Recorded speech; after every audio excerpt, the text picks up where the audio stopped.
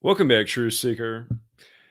Earlier today, I put out a video on Kevin Samuels, and I want to say thank you to Spiritual So for essentially helping share that video. It's at least the third time he's helped enlighten his audience about the work we put out in this community, the knowledge of Gematria, which comes from Kabbalah, which is a very revealing thing to learn that sheds a lot of light on things that need to have light shed on them, from ritual murder to rigged elections to rigged sports to the way propaganda is contrived to mind control the populace. And again, for all the people who heard his video and heard the word gematria for the first time through it, I'm going to give a short gematria lesson. We're also going to talk about it one more time, how gematria factors into the latest death in the world of celebrity, Kevin Samuels. But before we do it, I just want people to hear Spiritual So, in case somehow they don't know about his channel. Again, he's a young man who does good work. He has over 1 million subscribers.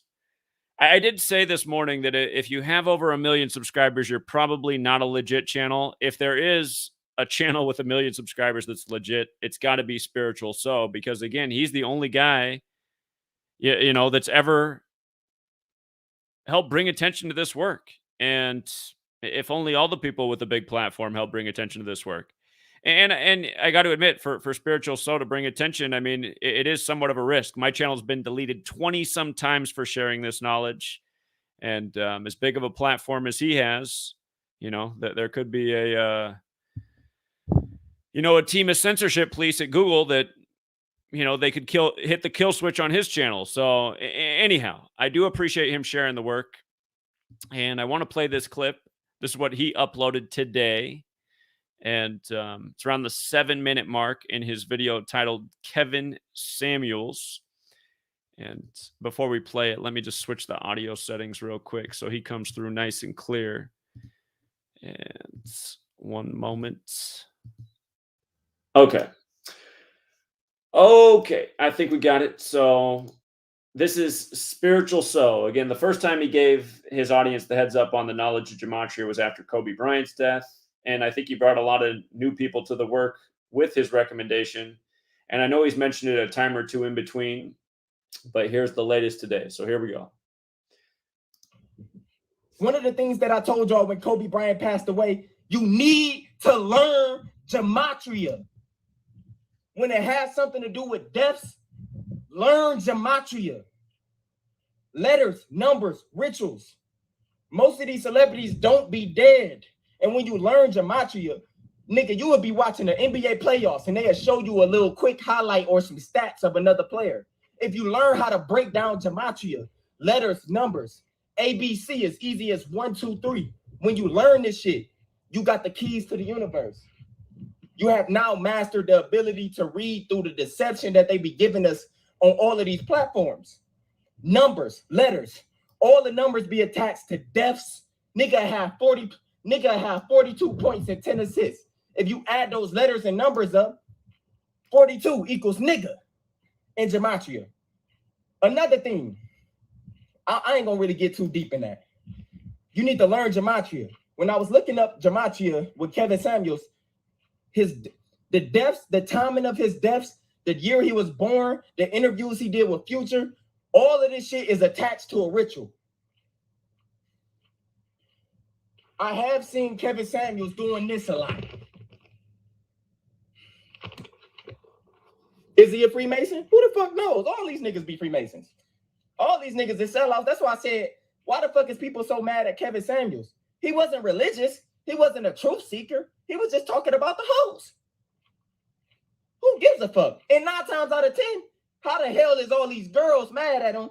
But all of y'all girls is the same ones who giving them all these donations, all these super chats. If you notice, Kevin Samuels got a lot of hate from women, but it's majority women that watch him.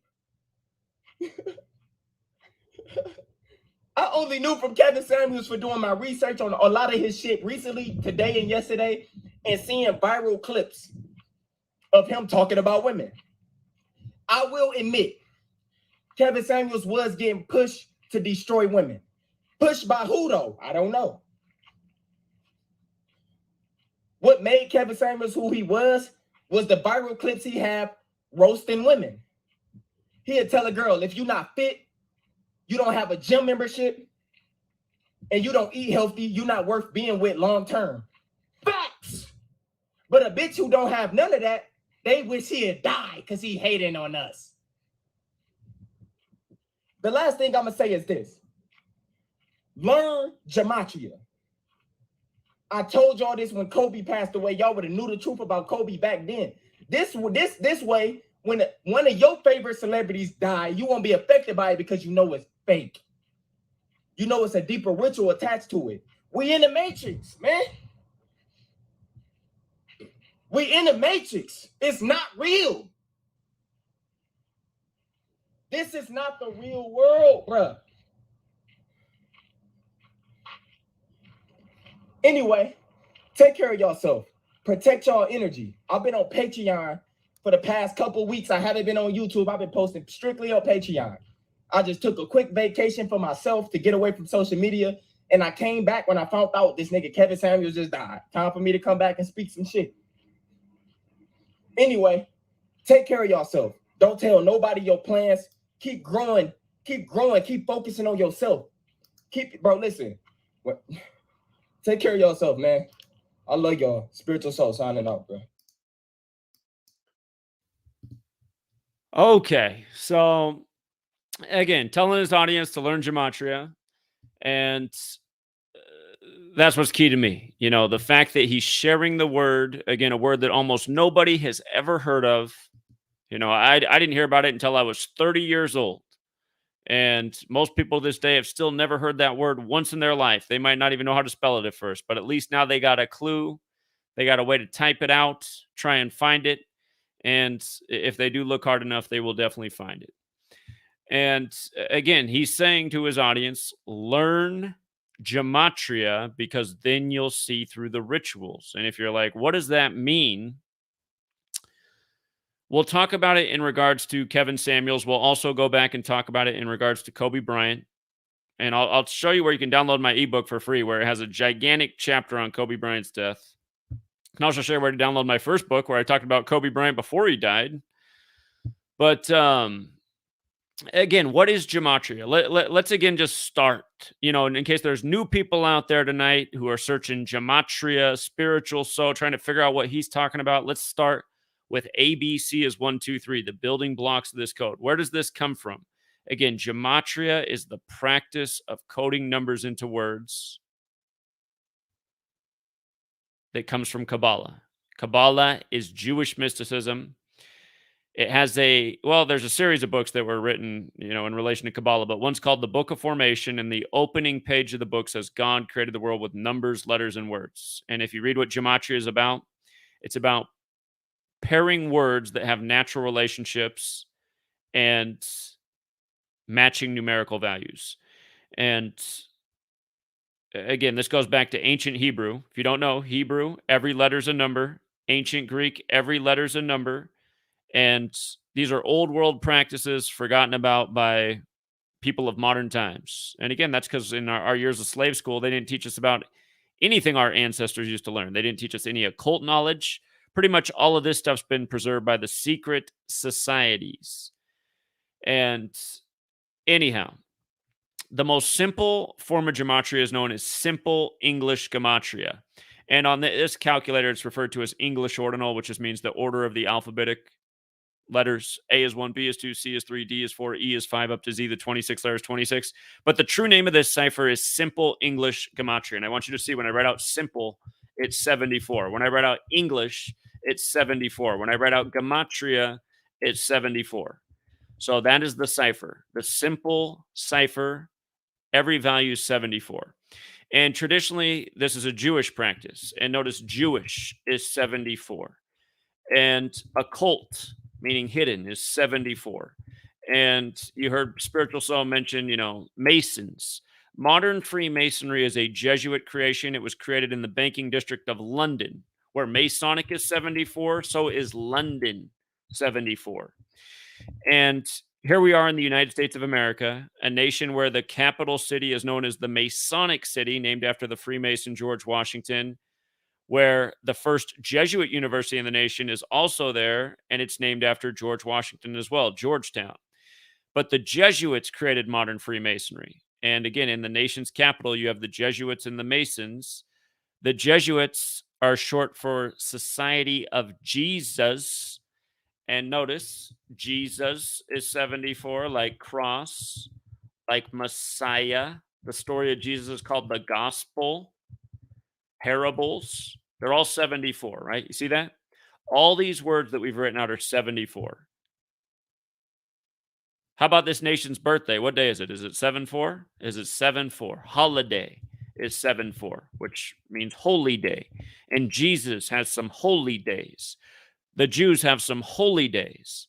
The Muslims, again, the three Abrahamic religions, Muhammad has some holy days. Remember how we predicted Muhammad Ali would die at age 74? We predicted that 2 years before it happened. And by the way, he died on June 3rd, like how the Prophet Muhammad died at age 63. And if you add 1 through 63 together, it equals 2016. And he died in 2016 on June 3rd at age 74. Anyway, this isn't arbitrary. These are special numbers.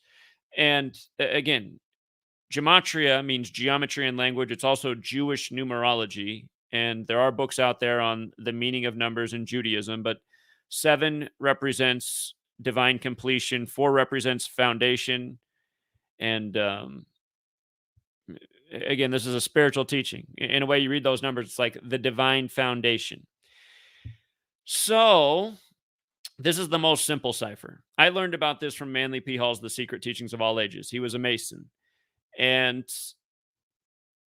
the 2 ciphers he reveals is the alphabetic order and the alphabetic order with the rules of numerology. And I just want you to see that when you write out Independence Day, again with the 7-4 thing, when you use numerology, see with the alphabetic order it's 128, but with numerology it's 74. So it's the alphabetic order and numerology. And if you don't know what that means, notice how A is still 1, B still 2, C still 3, D still 4, E still 5. Where it changes is J, the 10th letter. The numerology of 10 is 1 plus 0 is 1. So J becomes 1. K, the 11th letter, becomes 1 plus 1 is 2. L, the 12th letter, becomes 1 plus 2 is 3. M, the 13th letter, becomes 1 plus 3 is 4. Z is the 26th letter. 2 plus 6 is 8. So Z is 8. X, the 24th letter, is 2 plus 4 is 6. So X is 6.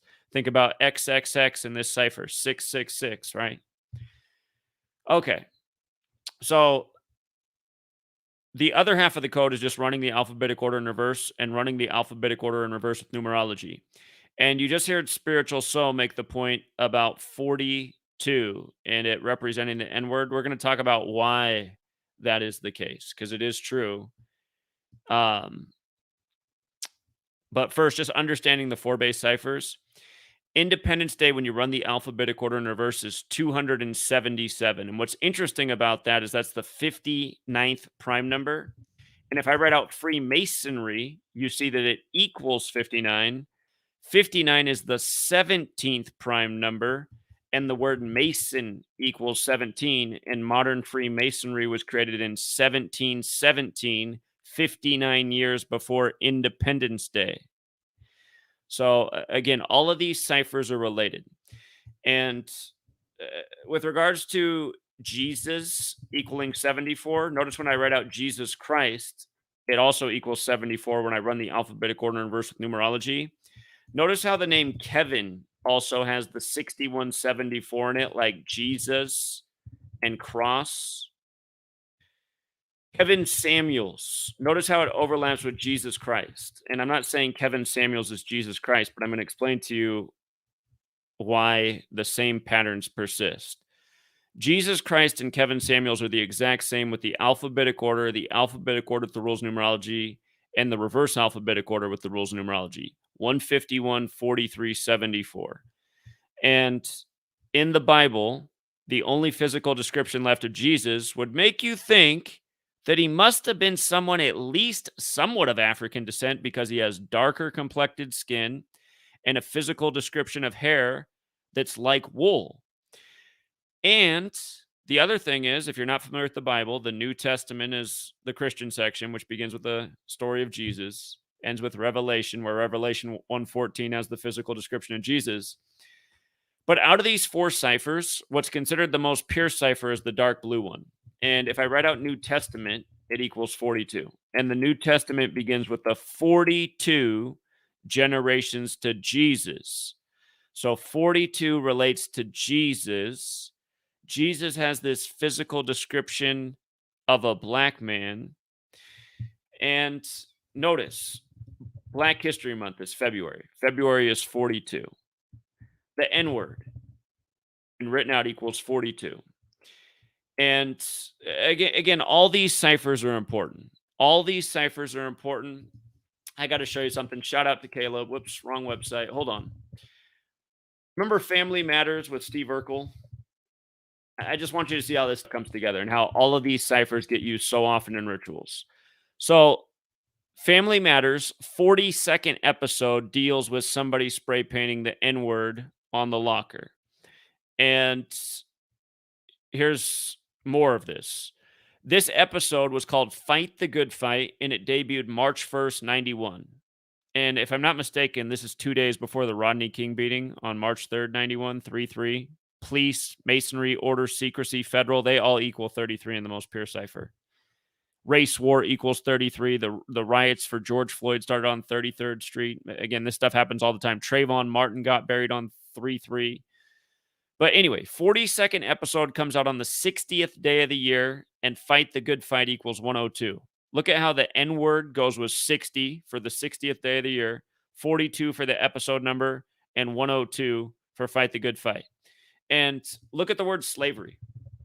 Slavery's got the 102 and 40 in it as well. You see the 30? Let me write out the N word again.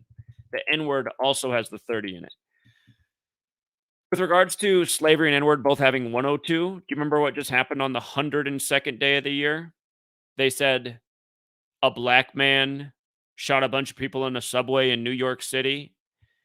That was April 12th, the 102nd day of the year, the anniversary of the start of the Civil War. And when you think of the Civil War, you probably think of the Underground Railroad. Get it? Subway, Underground Railroad, blame it on a black man. All the cameras were out coincidentally. The whole scene looks super contrived. Mayor Adams said that there were 33 shots fired from a Glock 17. By the way, they said it took 30 hours to catch the shooter who shot 33 shots. He's the former police commissioner. Adams knows how police is 33 and 30. Get masonry's 33. Mason is 17. 33 shots from a Glock 17. Police issued handgun. But anyway, this is Gematria. When you learn this knowledge, you just see through pretty much everything that comes through the television. The TV is nonstop propaganda. But just to go on about the 42 thing, notice how the word Jackie's 42, right? Like Jackie Robinson, number 42. Look at how the name Huxtable's 42, like from the Cosby family. Cosby Show's 42. Again, slavery's 42. Martin, you got Martin Luther King Jr. You also have Martin, the sitcom where he lives in apartment 42. Malcolm X. Think about how Martin and Malcolm X were not their birth names. They were names given to them. And Martin Luther King was renamed after Martin Luther, who led the Protestant Reformation and wrote the 95 Theses, only to be assassinated on the 95th day of 1968. Huge number with the Jesuits. That's why they were recognized by Rome on the day, leaving 95 days left in the year. And the Club of Rome was established 3 days after the assassination of Martin Luther King. But anyway, just this 42 is all over just Black history. And again, Black History Month's February, the 42 month. Bus is 42. Rosa Parks born on 4/2 in Black History Month. Again, the first black baseball player in white major league is really Moses Walker, whose name is 42, who played in 42 games. And, one of the biggest sports stars in the world right now, LeBron James, 42. You have the rapper right now, 42 Doug from Detroit on the 42nd parallel. You also have Royce the 5'9", where Slave, Negro, Blues, Rasta all equal 59. Motown came out in Detroit in 59. Black History Month ends on the 59th day of the year.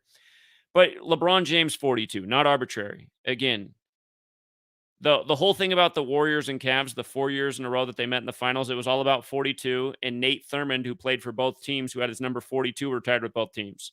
The Warriors won the first series versus the Cavs. The next year, the Cavs beat the Warriors on the real King James's birthday. LeBron scored 27 that day. It was the 103rd game of the season for the Cavs, the 27th prime, and then 27 days later, Nate Thurmond died.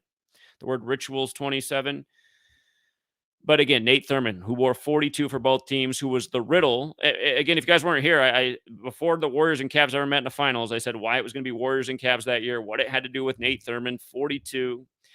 The first black quarterback to ever win the Super Bowl, Doug Williams, did it with 42 points. Russell Wilson.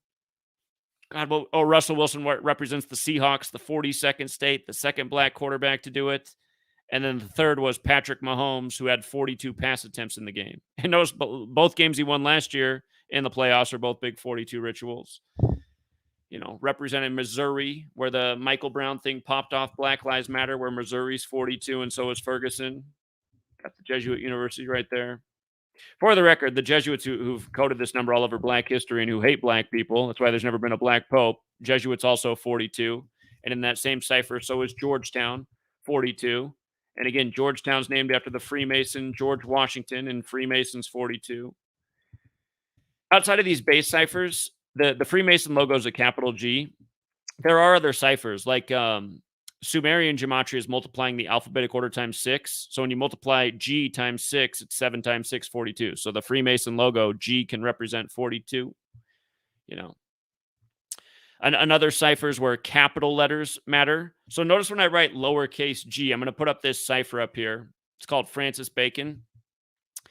Notice how in Francis Bacon, it says G is worth 7. That's lowercase g, right? But uppercase G is worth 33. And that's because in this cipher, lowercase a through z is 1 through 26. Uppercase A is 27 through uppercase Z is 52. And where G is 33, in that most pure cipher, Masonry's 33, secrecy's 33, order's 33, federal's 33. So the point is there's a really clever code behind the English language. And it's not arbitrary that the G is the Mason's logo. And just thinking about the G itself, G is the 7th letter. Remember how we started out with 74, where Masonic is 74 and all those other things? Those two numbers have a mathematical relationship. 7 is the 4th prime number. 7 is the 4th prime number. Prime number relationships are huge in this study. So something you'll notice when you learn this code is that so many of the black men who die in this world prematurely in the most suspicious of ways, they'll have this connection to the gematria of Jesus Christ. So again, Jesus Christ, 151, 43, 74. Kevin Samuels, 151, 43, 74. And it's because who's running the show?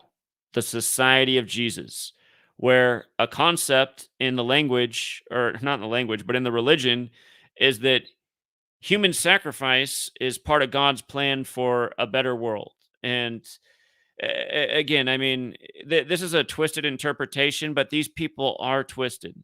These people are evil, sick.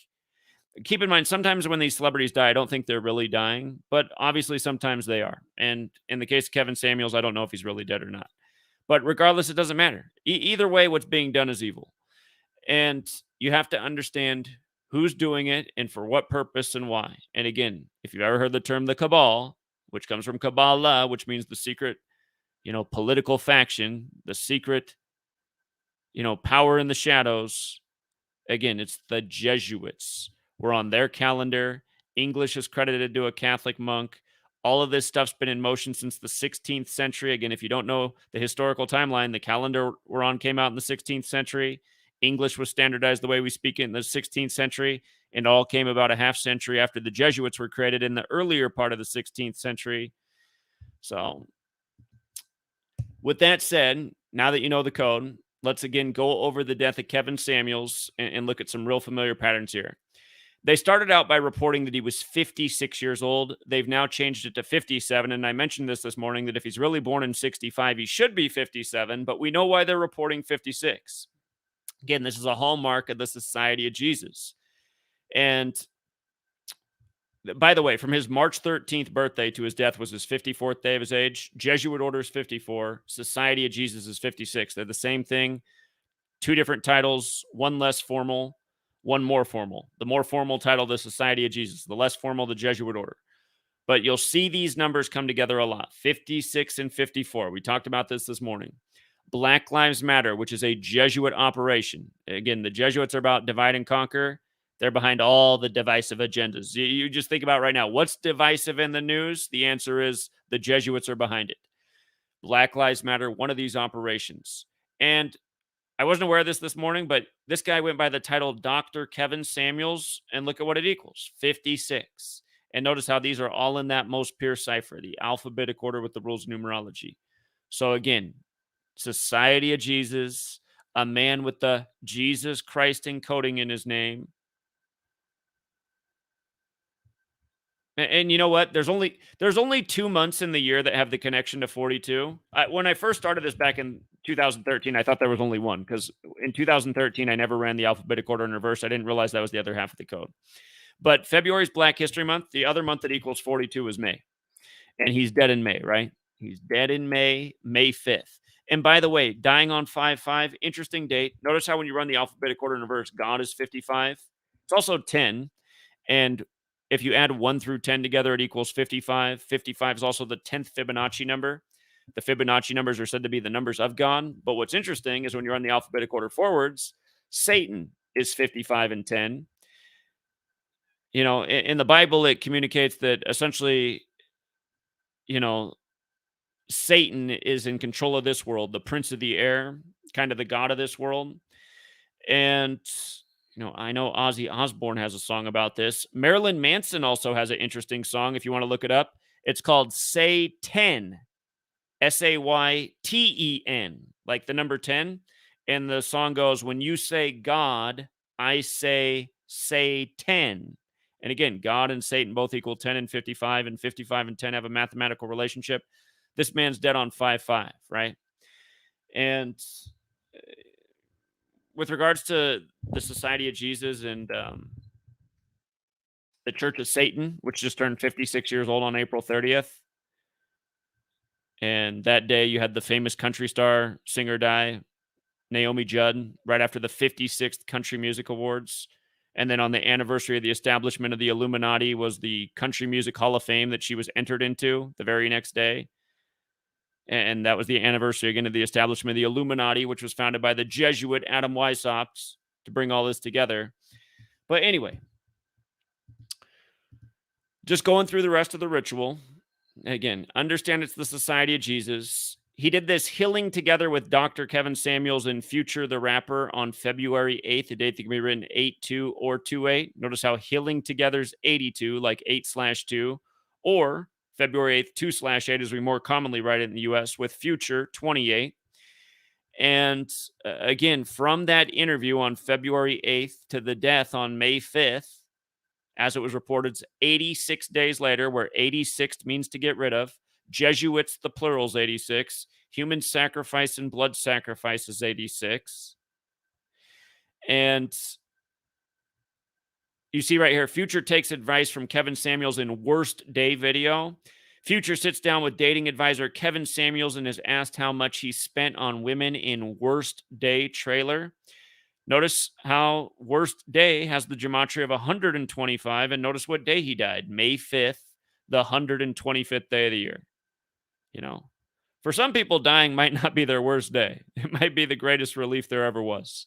But, when you're Kevin Samuels and you're still relatively young, and I mean, I'm questioning if the man was really 56 or actually now they're saying 57. He looked young for his age.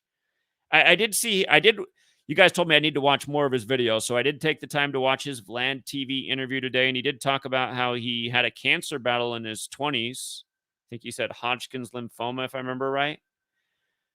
And then he brought up Mickey Mantle. I was just in Oklahoma City, where he's from. And by the way, Oklahoma City's big-time Jesuit town. That's where Kevin Samuels is from. Major Jesuit ritual when they blew up the Oklahoma City building on Ignatius of Loyola Day. That's the founder of the Jesuits, April 19th, 95. Speaking of 95 and the Jesuits, created to counter the 95 Theses. But again, I mean, this isn't a guy that was ready to go if he's gone. And you know what? Even if he's not gone and he was made to fake his death, and God knows what happens to these people. If I don't know, I have no idea. If people are faking their deaths, I don't know what the next phase of the game is. I don't know if it's reconstructive surgery or there's some landmass in the ocean we don't know about. But anyway, I mean, I got to imagine that, like, even if you were forced into doing that all of a sudden, you wouldn't want to do that either. I mean, you're in the middle of doing your thing. You got a successful YouTube channel. You're living your life, and now you just got to bring it all to an end. I mean, so you can speculate on whatever's happening, but understand these people really could be getting killed too. And this guy, I mean, he just did a video, and he didn't look like he was suffering from any health problems. And again, he looks very fit and young for his age. If he is 56 or 57, I mean, to me, it looks like he could be in his late 40s, early 50s. They say black don't crack. I mean, but again, I mean, if he was 56 or 57, he looked in excellent health for that age. So, anyhow, you learn gematria, you just see the same old patterns. I mean, we're here just week after week talking about the latest death in 86. I mean, the latest person to get 86. And by the way, they're saying his cause of death was cardiac arrest. I just want you to see how that is 57 in the most pure cipher, and they have now changed his age. They started off by reporting he died at 56, and realize this is the ritual of things. All the headlines first put out he's 56 because that's the Society of Jesus number. Then the next day, today on 5/6, now they're reporting that he died at 57 from cardiac arrest, which is also 57. And just for the record, with regards to the Jesuits and so many of their scripts coming out of their first university in this nation, Georgetown, not only does it equal 57 forwards, but it was established in 1789, the year that George Washington turned 57. And notice George alone is also 57, just for the record. So, again, and the whole 56 thing, he's doing the interview with Future, who has the mixtape called 56 Nights. And remember, on the anniversary of the release of his I think it's a mixtape as well. It might be an album, or is it a single? I forget. I'm not a big Future guy, but he has this song Mask Off.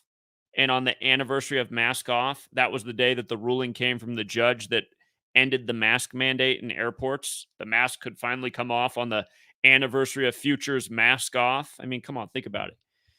And, with regards to this being the guy with 56 nights, this is also the number all over every last thing they've done with COVID. Coronavirus is 56, and so is COVID vaccine. Again, I don't want to be super redundant. I got a book about this. I talk about it all the time, but understand it's not arbitrary that Future has an album called 56 Nights. And it just fits right in with Dr. Kevin Samuels, 56, first being reported dead at 56. And again, this comes while Future is 38 years old. He's 38 right now. We call that the death murder number, and it's coded all over the place. Again, the movie poster for Murder by Numbers, the E's changed to the 3, the B to the 8, 3883. Murder equals 38 and 83. Future was born in 83. The song Murder by Numbers by The Police, where killings as simple as ABC 1, 2, 3 came out in 83. Sandra Bullock, the star of that film's 83. That film came out on Ignatius Loyola Day, April 19th. Again, that's the founder of the Jesuits. From her birthday to the movie's release was 38 weeks later. Again, Killing, Death, R.I.P., Gematria, English, Kabbalah, they're all 38s.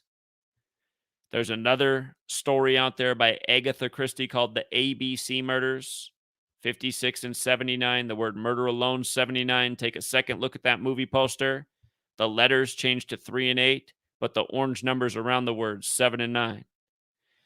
Not arbitrary. It's all right there in plain sight. And if you watch this movie if you get a chance. And then when it shows the sign for the town that the murder happens in, decode the town and you'll see how it equals murder in 3 out of the 4 ciphers. You'll see the same numbers that are in the poster.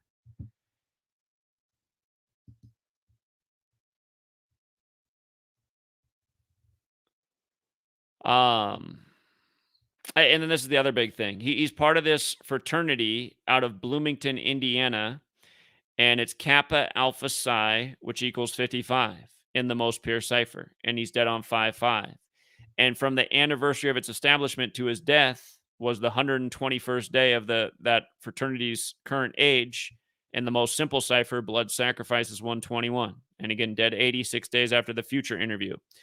And here's the other thing to say about this. Kappa Alpha Psi, again, this is where you see how the ciphers come together.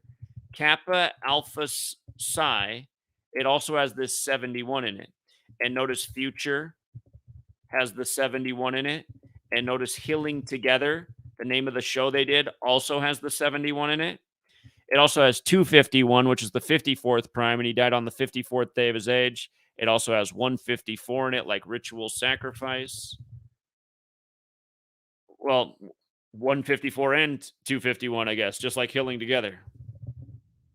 So, and it's all synced up with that broadcast. And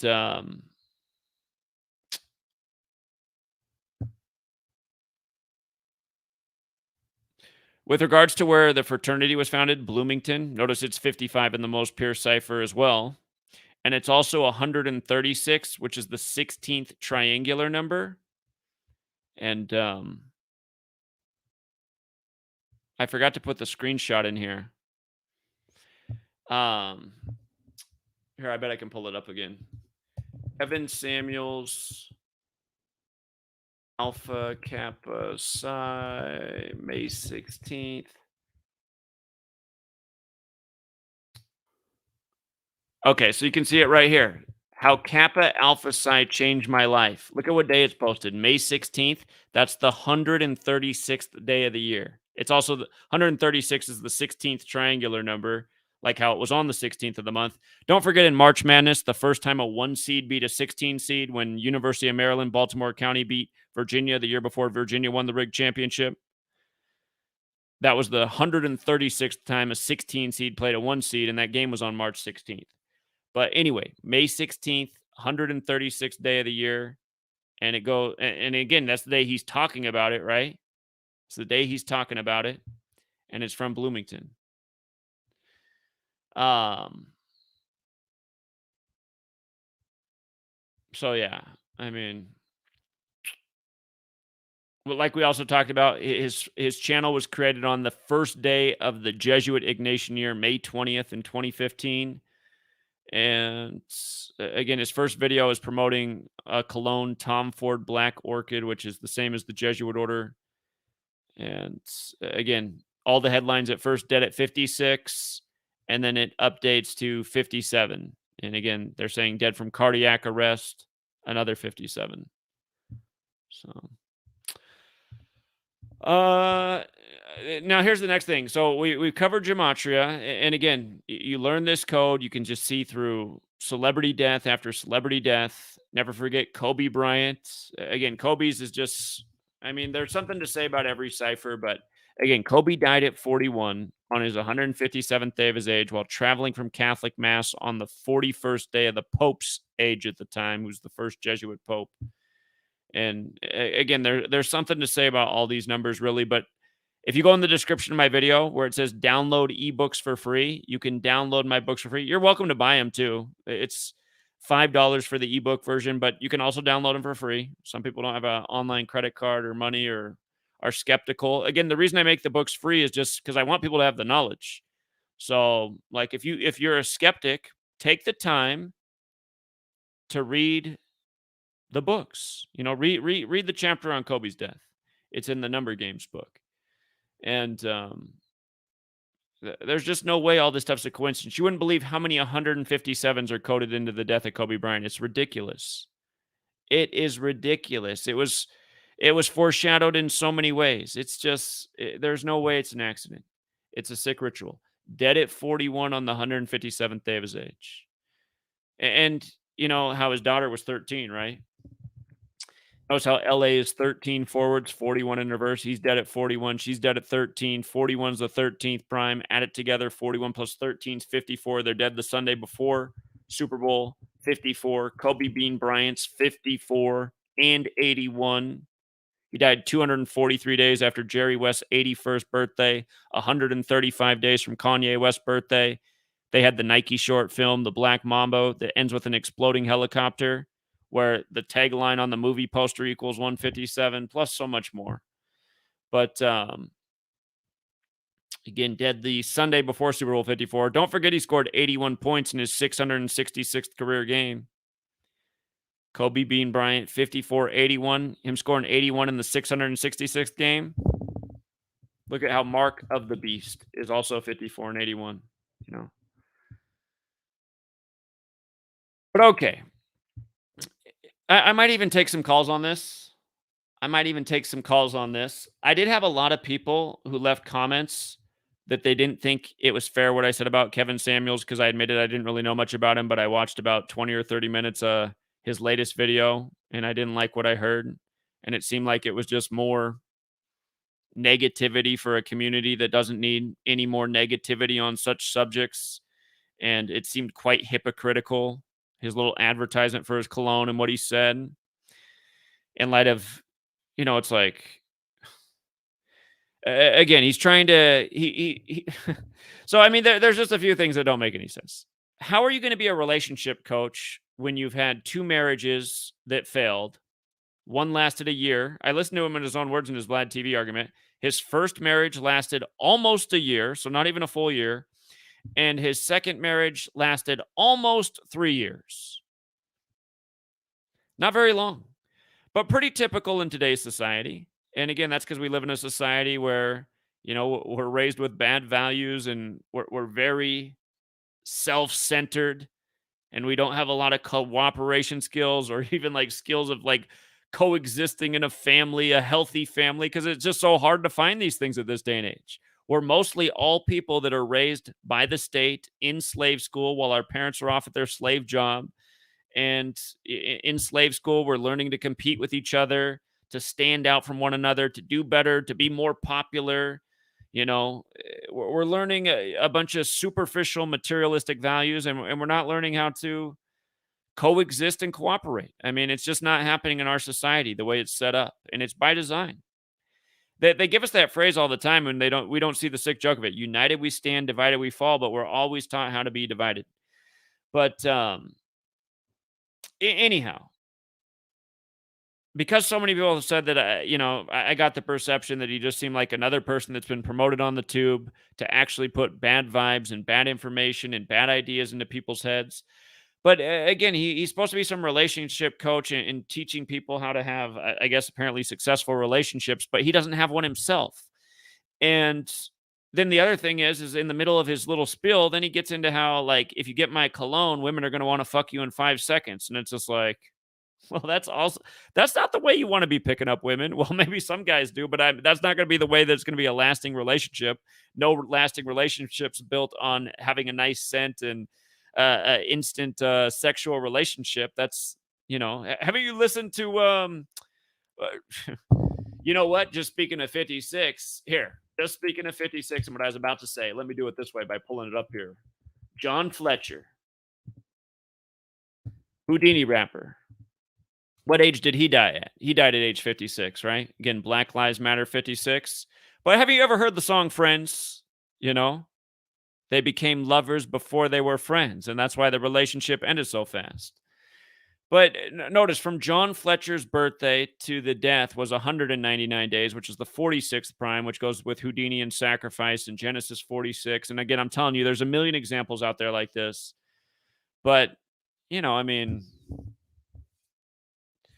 and Houdini's from the era where, hip hop, it was creative and it sounded good and it had a message that made sense,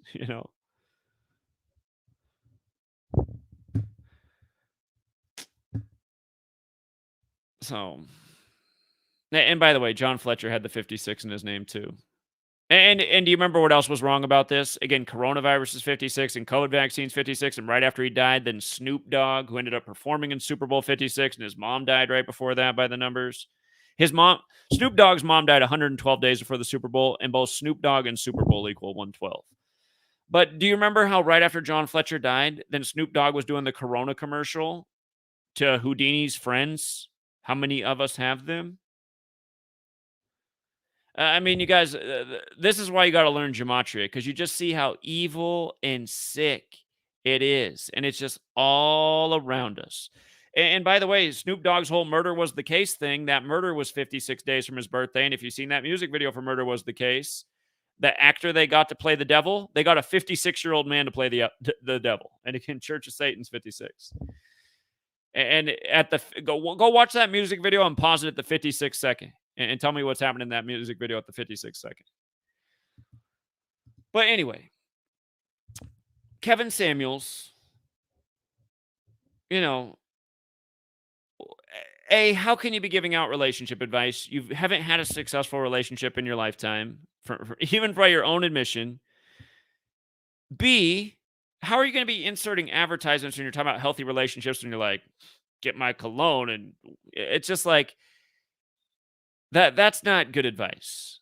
I mean, I trust me. I used to be a teenager in my early 20s, and that would have appealed to me more hearing that little piece right there. But that's not the kind of advice that should be coming from a man who's in his mid 50s, reportedly what he was. And here's the other thing: from watching his Vlad TV interview, and when you hear the Vlad TV interview, he's saying like, the thing that I constantly emphasize is being a high value man, and then he has his definition for what a high value man is. And it's a man who makes at least $10,000 a month for at least about 3 years straight. Because he says anybody can have a good year or two. And he says that makes you a high value man. And then he also throws in a point about how you could be an athlete or an entertainer and make millions of dollars, and you might not be a high value man because it's a different kind of thing. You could actually be like a shitty person and be rich. But he said most people in society that pull in $10,000 a month, those are high value men. And what I got to say is that's bullshit. And the reason I know that's bullshit is from life experience. By his definition, when I got out of college, I would have been a high value man or on the way to being a high value man because I made six figures. And the way I made six figures was by doing essentially a dishonest job in a booming real estate market that paid a fortune, but I wasn't doing anything good for the world.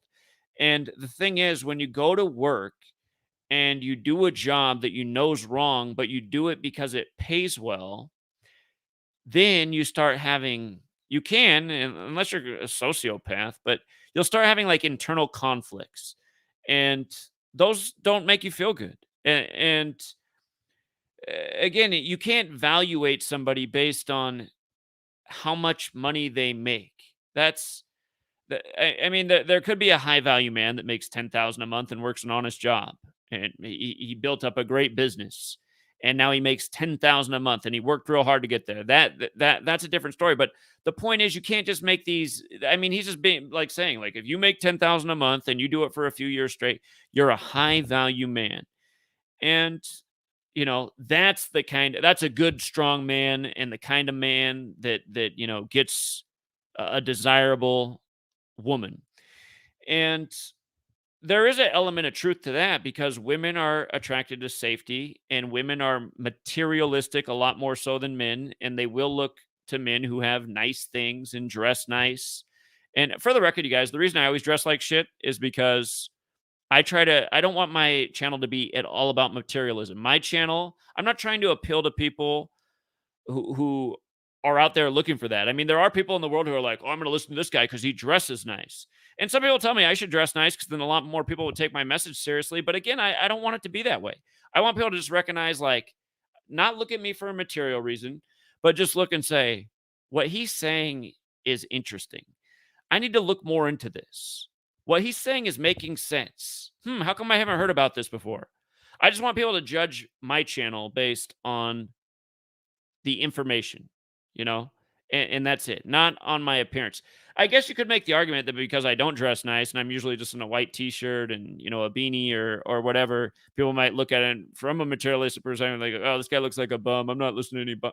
But in a way, I kind of want those people who judge people that way to not be here because I would consider those people are probably kind of like swine, and I don't want to cast pearls before swine. I mean, it's hard not to do on the internet, but anyway, the point is you cannot evaluate somebody just based on their salary each month. And that's the other thing he's doing. He's making everything in the world of relationships about money. And, in the clip I was watching, the last video he uploaded before he reportedly died, he's making the point about how a woman who's well educated, she might be a doctor, but if she got out of school after years of school and debt and she has a job and she's still in all this financial debt, then essentially he says she's not shit. And I mean, it's like, okay. So you're telling me that somebody who worked their ass off in school to get a degree just because they're in a phase where they haven't climbed out of their student debt yet, they're not shit. It's just like eh, eh, eh, I don't know what kind of information he's putting out there. He's essentially putting poison out there. What if a young person listens to his channel, like a young woman who's thinking about, applying herself and getting ahead in the world and getting an education? She's like, oh, you mean a man's not going to like me because he's going to see me as, you know, as just some loaded with debt and my education doesn't matter? Now, I mean, there is a different side of this equation. The sad thing about this world is if you do get yourself in all those debt and put in all these years of school to become a doctor, well, you might get out of school and then you might have had this dream that you were going to go into the medical field and help people and help them overcome their health problems. But then you realize like you got hired and now you got to follow the rules of the company, which really don't seem so much actually about helping people, but more pushing drugs and pharmaceuticals. And it's not what you thought it was going to be. A lot of people find this when they finish their very difficult education that once they get in the workspace, things aren't as idealistic as they imagine they would be. That's a whole nother subject. But again, just like everything I heard this guy saying was essentially poison. And then I got a lot of you guys in my comments saying like, "Oh, Zach, Zach, he is a major truth teller," and it's just like, well, what truth is he saying? I haven't heard him say one thing that's true yet. Everything he's saying is very superficial, very materialistic. Everything's about finances, which is bullshit. He's saying everything in this world is about money. If you're awake and about truth, you know what our money is. The reason it says in God we trust in it is because it's a religion. The only reason it has any value is because we still believe in it. And when people's beliefs will get shut off, the same day that the people who print those money start putting on the papers and the magazines and the TV screens that the dollars collapse to nothing and it doesn't have any value and it's $100 to buy a loaf of bread. And that's what they've done throughout history to societies when they collapse societies and then they turn them into slave states.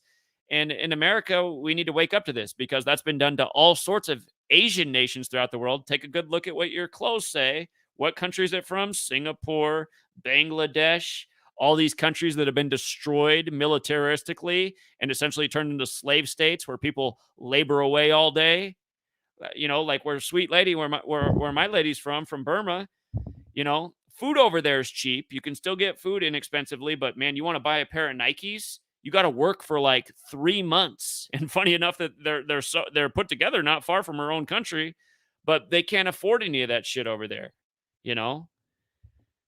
So, just saying that the way a relationship should be based all in money and finance and materialism. I mean, this is just so empty. This is so shallow. This is so false and wrong. He's essentially preaching already like the mainstream idea that's already in most people's head, which is why people's relationships aren't successful. He's essentially already echoing a old message that's already out there. He's just essentially reinforcing it. And I mean, for you guys to be coming on here and saying, "Oh, Zach," again, the one thing you guys were right to criticize is that I did say that I hadn't watched that much of it, and it's true. Maybe I should watch some more things, but now I've watched about 2 hours of the guy's content, and literally I haven't heard him say one thing that is right. Everything he's saying is shallow, superficial, and pretty much like I just said, already the commonplace mindset. Again, money does not buy happiness. Money does not buy love. It can buy sex, but it doesn't buy real love. Here, from somebody who's had a lot of successful relationships, here's the real thing about me. I've never been left by any woman. Not one time have I had a woman break up with me in any relationship. Every relationship I've left, I left. And I left, well, when I was younger, I would leave. You know what? I left some good relationships when I was younger that I probably could have stayed in and been happily ever after. But, as a young man and, like I matured as I got older. When I was younger, I like to, I like to mess around and taste all the different flavors and But then you grow up and you realize, like, you're breaking girls' hearts. This isn't good. There's so many girls with broken hearts in the world who are jaded and just sick them in. And you start to look at yourself and you're like, I think I'm part of the problem. And then, eventually I grew up and I was like, all right, the next relationship I'm going to be in, I'm going to make sure that, you know, if I'm getting into a relationship, I'm sticking with this one. And I have, I've been in the same relationship since, my late 20s. And, I'm almost 40 now. And it's not easy to, there's a lot of challenges in a relationship because people change as time goes on and things come up. But again, to have a happy, successful relationship, it can't be about money. It can't be just about looks. There has to be a level of physical attraction, but you have to have other things in common. You have to have interests in common, goals in common, you know? You have to have enough things that are in common that you're about, they're about. You're both driven people. You don't have to both be driven people. But if one of you driven and the other's not, eventually it's probably not going to work out because the one person's going to feel inferior, the other person going to look at the other person and start thinking they're a lazy bum. You got to be like on an even playing field. Not everything has to be the same. Hey, the more that's the same, the better. Like if I had a magic wand and I could do it on Sweet Lady, I'd get her to care about Gematria and, more of the stuff that I'm about. But again, it's hard to find the absolute perfect relationship. But again, it's about finding,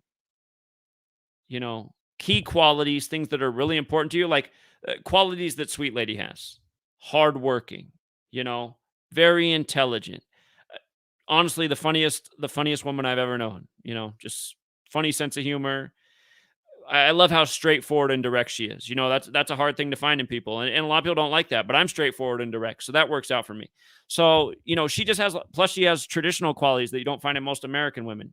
She doesn't mind cleaning. She doesn't mind cooking. She likes to do nice things for her man. Most American women, they think like cooking is this thing of the past that they would never do. It's beneath them, and it's ridiculous. And realize it's a two-way street. I do a lot of cooking and cleaning around here too. It's not, that's the thing. Relationship has to be mutual. It can't be one person's just using the other person, living off the other person, exploiting the other person. It has to be mutual. And I mean, don't just take it from me. Anybody who has a successful relationship will tell you all the same things. So all I hear Kevin Samuels talking about is materialism, money, finance, and there might be some things that he's saying, like some harsh truths, like take care of yourself. People don't, guys don't want to be with a woman that's bigger than a football player. That's not true though. There's some guys that are into big women, and you know but ultimately, instead of just like preaching like true values that make a good relationship, he's just preaching money and materialism. And again, I'm getting redundant here, but I think I will take a few calls. It's getting late. I got to stay up to make sure tomorrow's the Kentucky Derby. Last year, we just for another topic, we decoded the Kentucky Derby year after year. We hit it so often because it's all rigged. But in recent years, they've started because we have to know the stats going into the race. Last year, they changed all the stats. They did a late update at like the middle of the night, so I'm staying up till like 1 a.m. to see if they do it again. But anyway, I'm going to stay up for about 30 or 40 more minutes, and then if they end up changing the stats in the middle of the night, then I'll be up until 5 a.m. again, like last year. But so anyway, what I'm saying is we'll take about 30 or 40 minutes of phone calls, but I want to hear from all these people who left comments about how this man is the truth, and I want you to explain to me why you think he's the truth. Maybe he said something somewhere along the way I didn't hear that I need to hear, or do you guys really think what he's saying about to have a good relationship you got to be a high value man making 10,000 a month, and uh, none of that has to do with anything in a successful relationship. There's poor people that have the greatest of relationships. And you know what? Honestly, you go in poor communities, oftentimes those people are a lot happier. Their life's not all about stress and their work life, and it's about community. And having a laugh and playing a game and, having a good conversation with the people around you. So, oh, shit. You guys were already calling in. Sorry, I just turned around. I already missed some calls. Well, you can call back. So, all right. New York. New York, you're staying up late. What's going on, New York? No, Zach, I'm here. Yeah, what's up? All right. Hold on. Let me turn this thing off. All right, man. So, a couple of things. I was one of those people that left the comment saying that your synopsis about Kevin Samuels' content is incorrect. But before I say what you're wrong about, let me say what you're right about. I do agree he was a pawn.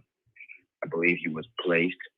There's no way you can get to 1.43 million subscribers and it not be condoned by, let's call it, the powers that shouldn't be, right? Okay.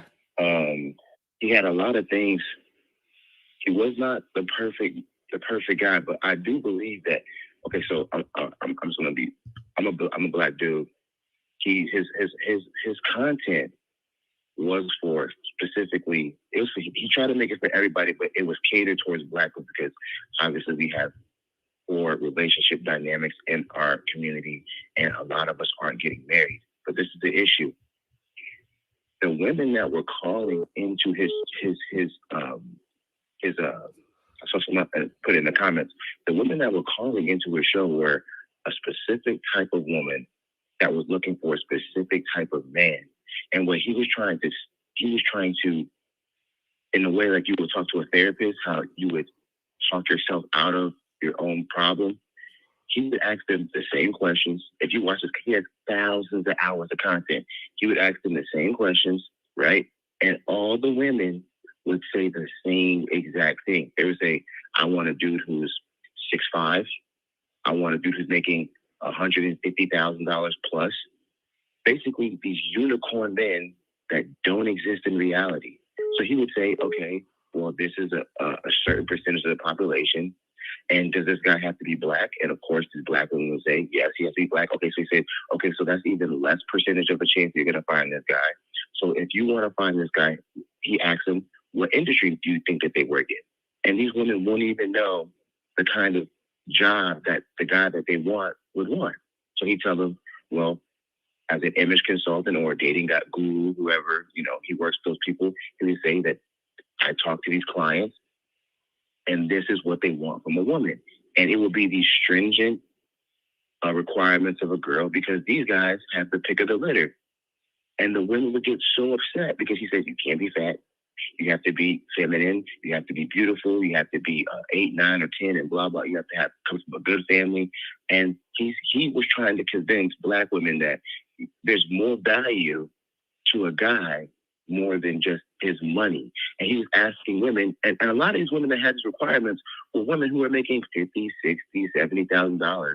And he's saying, what's wrong with just dating an average guy and having a great life with a regular guy? And the women just couldn't understand that there's more value to a guy, specifically black men, than just their money. And Kevin was trying to say that if you make $60,000 and your husband makes $60,000, that's $120,000, and you guys have enough resources where you can retire, have disposable income. But the women weren't trying to hear it. All they heard was, they're settling. I'm settling. If I don't get this 6'5", 1% male, I'm settling. And that's what he was trying to get women to unlearn. Now, in regards to him being an image consultant, I completely agree with you. He had a he said his standard of a high value male.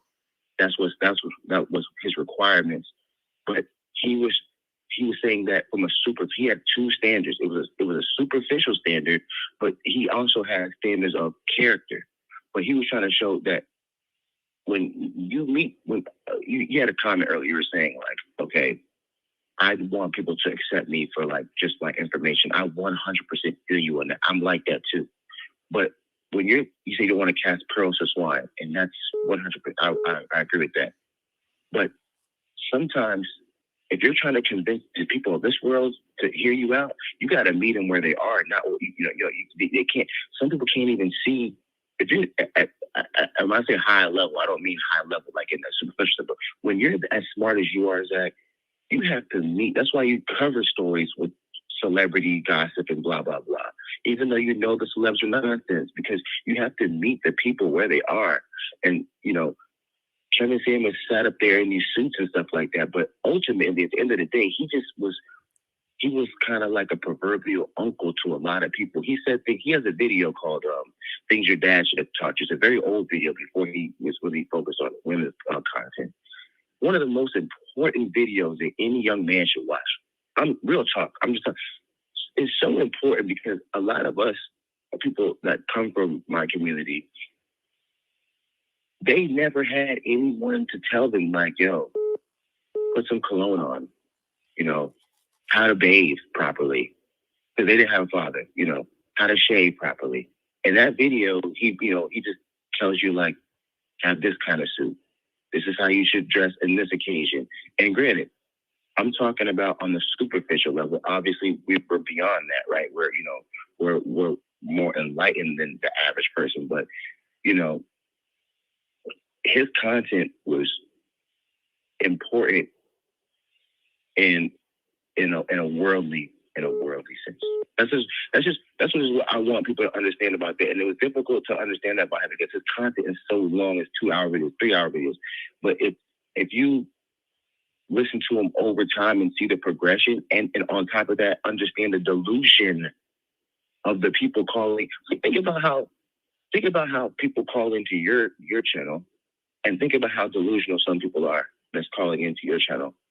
Now, this dude has like 1.4 million subscribers, and the people calling it are crazy as hell. And they're saying things that are absurd. They're saying things that's absurd. And this man had the patience of a saint sometimes. I'd be like, yo, how is this guy talking to this woman? And these women, they can't understand anything more than physical appearance, money, status. And he's trying to literally unlearn these people. He's trying to unlearn them. Now, do I think he's perfect? Absolutely not. Do I think he was a plant? I absolutely do. And in regards to the future thing, so if he's a plant, couldn't his callers be plants too? I mean, I'm just watching the way the super chats are. I'm like, who's donating $100 to hear this shit and $1,000 in 20 minutes in super chats? How did your channel even get to 1 million subscribers that fast? I mean, the guy's not that well spoken, honestly. From what I picked up, he's not that interesting. Watching the Vlad interview, at some point I was just like, I mean, look at the way he closed out the Vlad interview. It's just like, that's how you close? You have 1.5 million? You have 1,500,000 subscribers and you close your interview like that? I mean, it's just like it's like a guy that doesn't even know how to speak. I mean, I'm not saying he's completely dumb, but it's just like nothing makes sense about this channel. And so it just and how many women? I mean, the stuff you're saying, who has these ideas? My man has to be 6'5" and make 150,000. I mean, maybe the whole thing's just a show. Zach, that's not a show. I'm telling. Look, I don't know how many. Like, I don't want to just make any assumptions. I don't know about other women, but particularly minority women that I know. Like, I live outside of I'm a black dude. They're like that. They're really like that. The girls they date, if you're not a certain height, they can't see you. If you don't make a certain amount of money, they can't see you. So everybody wants an NBA basketball player. Yes. Well, if this is true, again, I mean, that's the problem with society just being so superficial and materialistic and growing up in front of the television screen and in American dreaming. I'm surprised in the 2.5 hours of content I took into his, just trying to see what he's about, he didn't just speak on that directly. Like, yo, women, wake up. Not every man is in the NBA. That should have just been the message over and over if this is really the problem. Yes. And that's the irony of it all, right? Because you have this dude who's like has the superficial front, and he's like obviously superficial, has all this like material things, but he's trying to tell these girls like, just because a dude does not make $100,000 does not mean he's not on your level. That's what he's trying to say. Like, at the end of the day, like, you can make 150,000, you can make however much money, but like at the end of the day, doesn't mean he's not on your level. He can make $50,000 and be a good dad. He could be a good husband. But he's also saying, like, a lot of these women calling are like, he's like, okay, how many children do you have? I have 3 children. How many, fathers or children? 2 fathers, 3 children. Okay. And he goes, what are you looking for? I'm looking for this, this unicorn. And he goes, what's wrong with the dude making 60,000? And they're like, he's not on my level. And he's like, but you have 3 children with 2 men. Like you don't think that, like, he can bring value?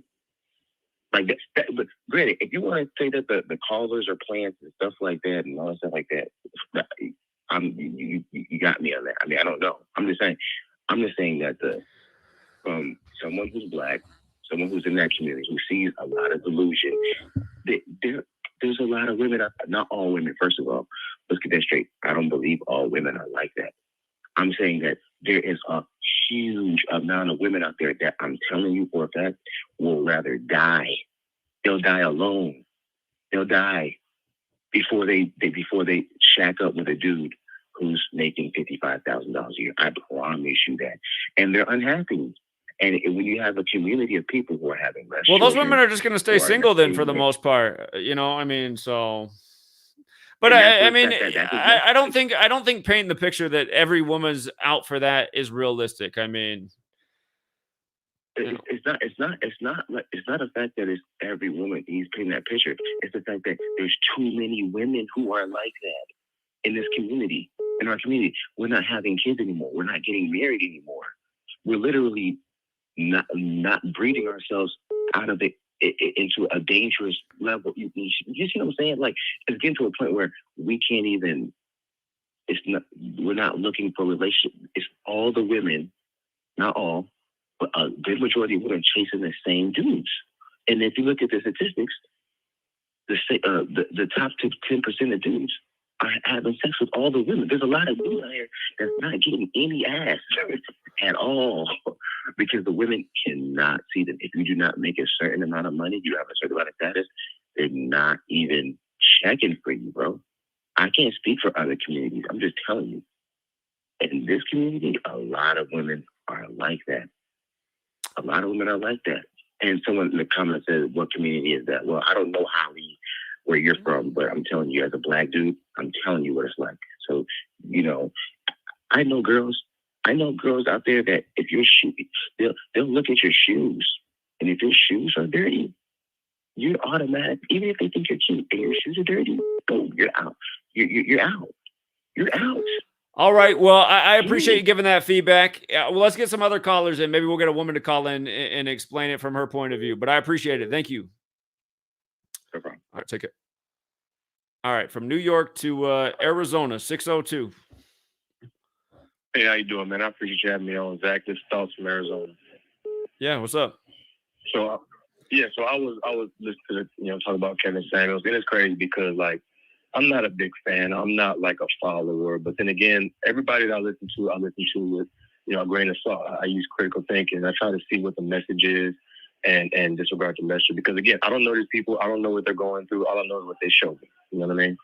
With Kevin Samuels, I felt like what I got from him was that he was kind of giving like realistic expectations to women. Yeah, he said a lot of high value man stuff. Yes, he cracked on women, but people forget his whole platform was designed for people. Most of the women that called in, most of the people, everybody called in. He didn't make anybody come to his platform. He allowed them to speak. He allowed them to ask a question, and then he would speak based off of what their response was. So it wasn't like he was out there willingly going out and degrading folks. People were calling in, taking his advice, mainly women, And I think a lot of times with women, they're not used to what we're used to. As men, I kind of know the pecking order. You know what I mean? Like, if I'm a 5'8" guy that's like 150 pounds, I don't make that much money. Maybe saying that I deserve a Rihanna or I deserve a Beyonce is unrealistic. And if nobody tells me that, I may go on thinking that and be mad at all these Beyonce looking women because they didn't like me. But I didn't think about what I brought to the table. I didn't think about their preference. I didn't think about what they may like or how they may feel. You know what I mean? As men, we always go through that. So it seemed like Kevin Samuels' platform was to kind of show women themselves and kind of put their own logic up against them. A lot of times that's what I was getting. And he wasn't talking about women. He was talking about men too. Now, he did say a lot about, there was a lot of superficial stuff going on as far as you got to have this amount of money and all of that crap. But again, I'm not taking this man serious. What I got from it was just, honestly, watching clips of savage moments of him telling women brutally honest truth. And people say, I don't like delivery, I don't like this, I don't like that. But it's truth. Again, Zach, I'm not comparing Kevin Samuels to you at all because you guys have two different lanes. You speak truth to power. You talk about the Jesuit script that's being played out in front of us and how we should be aware of that. But you're not always the most nicest person in the world. I don't care about that. You're delivering truth regardless. I'm not focusing on your quirks as a person. You deliver truth. I believe you're genuine when you do it and you're passionate. You know what I mean? And how you deliver that is based off of your personality. So I can never judge you based solely off of that. That's like me disregarding your knowledge because of the way that you talk to people. So I don't care. Some people need to be talked to like that. Just like sometimes I would listen to Kevin Samuels and see some of these women are delusional. They need somebody to keep it real with them because they're not getting it. You know what I mean? And that's what I took from it. All the bashing and all the superficiality, I'm not into that. I don't believe that. I'm a critical thinker like most people on your platform. They look at these things and they try to gain knowledge from it or they get entertainment from it. He was a shock jock at best. But Kevin Samuels ain't saying nothing that men haven't been saying since the dawn of time. We've been in barbershops talking crap like this all the time. We don't say it to our women because we know how they'll take it. Happy wife, happy life, right? So that's my 2 cents with it. I'm not a big fan of his. I'm not one of the people that's like, oh my gosh, we lost a legend. No, I'm not saying all of that. But I do have a bone to pick with people who celebrate on his death and people who automatically just disregard everything he said because of the clips that they may have seen. I think that people should look more into what the man was saying and then make a general decision, not clips you see on YouTube or people share or women share it because they were better. You know what I mean? Everybody's going to be triggered by something. And that doesn't mean that we should disregard everybody. That's all I'm going to say. I got one question for you. I appreciate that. So it sounds like the part of what I was missing with is that he's trying to keep women realistic because there's a lot of unrealistic women. Do you agree with the last caller? Is this a common thing with black women that they expect to have a man who's 6'5" and makes at least $150,000? Is this true? I mean, we make fun of it, but yeah, in our culture, that's how it feels. It's like the good guys, the guys that are like, maybe making, 40,000 to 60,000 a year, just regular average Joes. They're not able to get those quote unquote high value women. And with men, we look at women physically. So like when we see dime piece women, we think I got to be a millionaire, I got to be this, I got to be that, because the competition level is different. But women, they don't really see competition all the time. They think I'm a woman, I know who I am, and you better just accept that. And we're not born like that. So in the black community, yes, a lot of women feel like that. A lot of black men feel that way. So I think with Kevin Samuels, even though he was harsh and he was kind of even effeminate sometimes, like he might have been gay, but what he was saying was true. You know what I mean? And like, I think that black women specifically, they did not want to hear it. And that's why all this vitriol as far as when he died and how many people saying negative things about him. But at the end of the day, it was just truth. You didn't have to, if it didn't apply to you, why are you so obsessed with it? Why are you so mad about it? Like, why does it affect you? Well, indeed, people let things affect them that they shouldn't. And, again, it's a sensitive society. So. We're human. I mean, we have feelings, and I understand that. I'm just saying, like, to the point where you're celebrating death. Like, I can be mad at what somebody said. People can get my feelings, but I'm not celebrating nobody's death. I can't stand Oprah. I can't stand a lot of people you talk about, Zach, and you're exploiting truth about it. But when they die, I'm not rejoicing, and neither are you. You know what I'm saying? I think that's moral people. Like, we can talk about what people do, but we don't have to judge them when they die and like shit on their grave. I don't do that unless they were some child molesting, raping, pedophile, proven, creep. Why are we rejoicing in somebody's death that was just an influencer? Indeed. Society's got all sorts of problems. Well, I really appreciate the call and the information, and thank you. So, no problem. Thank you, too. Yeah, take care. Okay, so again, I guess this is this is the problem if you don't watch enough content, like people said, but I got to hear from some women, because some women call in and tell me, like, is this really true what these guys are saying? 423. 423. Well, they got on and then they hung up. Let's go out to Tennessee. 423 again. 423. 423, hello? You're on. 423. Okay. Yeah. 805.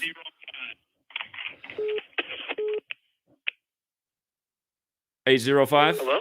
Yeah, you're on. Oh, what's up, Zach? Hold up 1 second. Just getting outside. About that last caller, I just really, I get 100%. Kevin Samuels is definitely part of the whole thing, but where that last caller was right was about the women these days. It's a very true thing, you know, like they really just want that unicorn man. And I'm not saying Kevin Samuels was a good guy or he did the right, but he did bring recognition. And he showed a lot of people, because a lot of people are really subjective and they idolize females. Like and it's really for sexual or low shadow things, you know? And yeah, like girls these days are just, not all, I'm not saying all, of course, but the pretty ones definitely, and not even just, they're really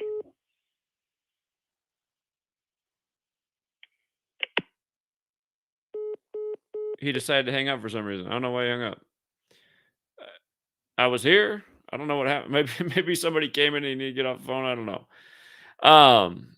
Well, you know, honestly, man, I haven't been on the dating scene for 10 years. So I don't know. It wasn't this way last time I was on the dating scene. It wasn't just all about unicorn men. I mean, women just wanted a guy with confidence who could hold a conversation, who was interesting. 210. Hello? Hello. Yes, sir. Zachary Hubbard. This is Isaac from Texas. How are you, sir? Doing well. What's going on? Yeah, Zach, I just wanted to ask you a question and kind of relieve ourselves from all the Kevin Samuels thing. A few videos back, a few months ago, when you were talking about the American diet, you mentioned that you use cilantro a lot because of its detoxifying powers. Did you explain more about that? Well, just cilantro and parsley both have properties to them that they clean out the junk in your intestines. So they're good foods to just put in anything. I mean, and to me, I like cilantro and parsley. So they don't have a whole lot of flavor. They have a little flavor, but they just have qualities that they're essentially cleaners in your body. They do things that other vegetables don't. Okay, I see. Do you just like incorporate them as is, like chopped up, or maybe just chop it up and throw it in your food? Yeah. Okay. All right. Well, yeah, that's, I guess that's a little bit of an underwhelming of a question, but, you know, I am relatively young and I want to, you know, start to, look more and more after my health because, you know, it's very true that, there are a lot of, things, out in society that are very tempting to, not just food and not just food, but like just to, you know, screw up your whole physical state, your well-being in general. So yeah, thank you for that. Here, for all the people out there that want to lose weight, I'll tell you how to lose weight. Seriously, cut the carbs out of your diet. You will be amazed at the way your body sheds weight. If that means try cutting the bread out of your diet, you will be amazed. Tortillas, bread, cut that stuff out. And your body will shed weight. And if you get too skinny, you might need to get some back in there, but you'll find the balance. But for a lot of you guys who have weight problems, it is the carbs. So yeah, exactly. You know, I live in a Hispanic household, and it's very like very hey, I love Hispanic people, but they tend to be heavy because their diets are carb heavy for sure. A lot of carbs. Yes, definitely. So yeah, I appreciate your work, Zach. Keep doing what you're doing, and you know, it's very eye opening when you expose the truth, and it's an honor just even speaking to you. So yeah, thank you. You're welcome. You have a good night. You too, Zach. Bye-bye. All right, Tennessee's calling back. Tennessee, you're on.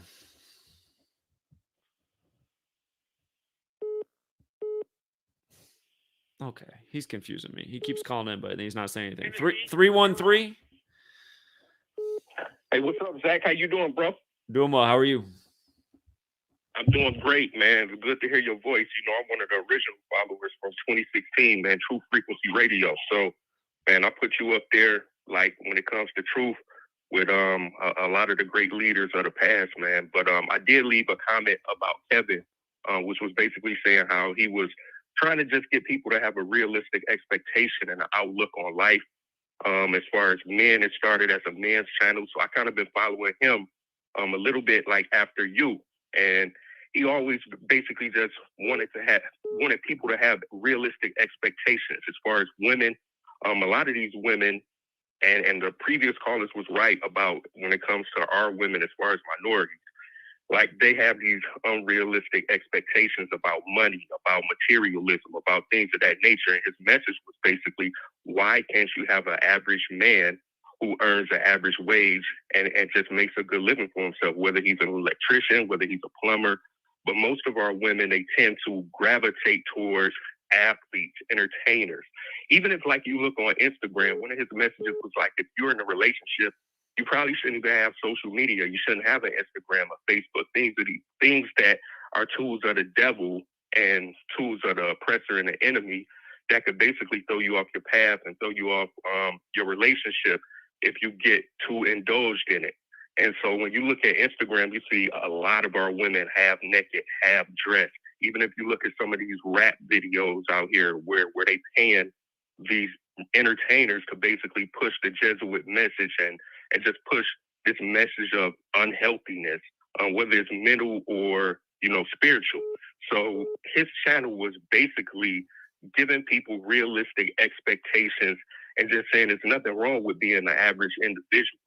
But too many of our people romanticize stuff and just basically want these Disney movie endings, whether it's men or whether it's women. He held you accountable, and he actually, like I said, you two have more in common than you don't, because you are unfiltered with the truth. Just like you look at this society, and I don't want to, talk about that LGBTQTCF, whatever it is, but like so many people are just brainwashed, and your channel does the same thing, just in a different lane to try to get people to wake up and say, hey, look, these people are getting murdered every day.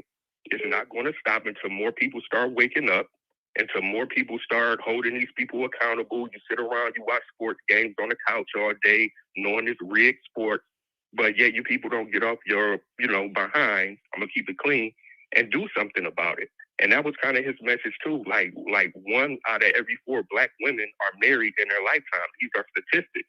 And he was saying, why is that? Well, because a lot of you all have realistic expectations, and you look over good dudes, whether they have money or whether they don't. He kind of said that wasn't important. Yeah, he did preach some superficial things a lot of the time too, because that's the lane he's in. He's an image consultant. So he'll talk about Fendi, Prada, Gucci, and stuff like that, which I don't agree with necessarily. But the primary point is that it's good men out here who make an honest living for themselves without having to be an entertainer, an athlete, or anybody that's up the hierarchy of, the Roman government per se. So I just wanted to definitely, clear that up, because I've been following you forever. And like, you were my top 5 of just truth tellers of all time. Like from the Manly P. Hall, Secret Teachers of all ages, I would have known about none of that stuff if I did search and look that out. And it's the same thing about him. I wouldn't have known about a lot of these statistics that goes on in our community if I hadn't found his channel. So that's pretty much just what I wanted to say, man. Love you. Haven't spoke to you in a while, man. But, anytime you need something, I'm always here, bro. Well, I appreciate the support, and thanks for calling in tonight. I appreciate it. All right, no problem. Take care. Yeah, you too. 501. Hey, Zach, am I on? You're on. Hey, man, I tuned in kind of late, so excuse me if this has already been rehashed. But, yeah, about Kevin Samuels, I mean, I guess my question was, what do you think about the other guys in kind of the quote-unquote manosphere? I mean, is there any truth to that? Is it control opposition? Like, what are your thoughts on it? Ask me the question again. Like, as far as the other YouTubers that are kind of in the similar vein as Kevin Samuels, kind of the red pill manosphere, as some people call it. Like, what are your thoughts on that? You think there's some controlled opposition in that movement, or like, what do you think? Well, so from what I'm hearing about Kevin Samuels is again from what I've seen in his clips, it just seemed like he's just contributing to the gender war and stereotypes. But people are saying that he also like just is trying to call out people's unrealistic expectations. So in the content of his I've seen, I haven't seen him talk about that thing, but we've had 3 callers now pointed out, so it must happen. But again, I mean, there's just a lot of these people on YouTube who have big subscriber bases, and essentially all they're putting out there is just poison that isn't helping in any way, and it's it's contributing to stereotypes and just more of a societal breakdown. And as we know, I mean, if you have a big channel on YouTube, like I said before, I mean, you're probably not speaking truth to power because your channel's probably been deleted for speaking truth to power. And if your channel's allowed to exist, you're probably either a celebrity or just here for entertainment, or you're essentially contributing in the agendas they want. And it sounds like there's a number of people who think that Kevin Samuels was at least doing as much good as he was harm. But yeah, I've only seen about 2 hours of content from him. And again, I haven't heard anything that I would say was positive in those 2 hours. So. Right. It was funny because like in the last few weeks, I've kind of been watching his videos coincidentally. And honestly, I was kind of watching it just for kind of the humor factor, because sometimes he'll go on tangents that are kind of funny to me. And I didn't really. I thought he had some, cool stuff to say, but like you said, I think it has a lot to do with just gender wars, and I think people right now are just so divided that when there's someone like that comes on, they just cling to it because everyone wants to take a polar opposite stance. It's like me against you, Well, here's what I gotta say. Here's what I gotta say. If it's true that in the black community that women because these guys are calling there and making it sound like it's pretty normal for if a woman wants to like be in a real relationship with a man, she wants him to have a lot of money and be 6'5", essentially like a professional athlete. And we do live in a society where people idolize, and there are a lot of very wealthy black men who are athletes. So if this is becoming the standard for women, that's obviously not realistic, because how many people are in the NBA and NFL combined? I mean, 5,000 people, maybe. I do think that there is some of that is true, because with the whole TikTok, generation, I think that there is some unrealistic expectations. But I mean, that's just my opinion. But I mean, there's some stuff being perpetuated. So now, when someone like Kevin Samuels comes here, all the guys are kind of, that've been burned in relationships are kind of just cling to that and kind of idolize that. And like, yeah, this is our hero. We're but like you said, I think people take it to an extreme, and it's just kind of too much. So. Yeah, well, the other thing is like if it's gotten to, I mean, there's just so many negative influencing factors in our society that come through media and screens and computer screens and social media platforms. Like I said, I have not been on the dating scene for 10 years. So like, is this just going on with black women, or is it getting this way with white? I mean, I don't know. This is all news to me. I didn't realize it was like this, but I mean, I've dated black women in the past, and I'm not 6'5", and I definitely wasn't, a millionaire back then. And so it's just, I don't know.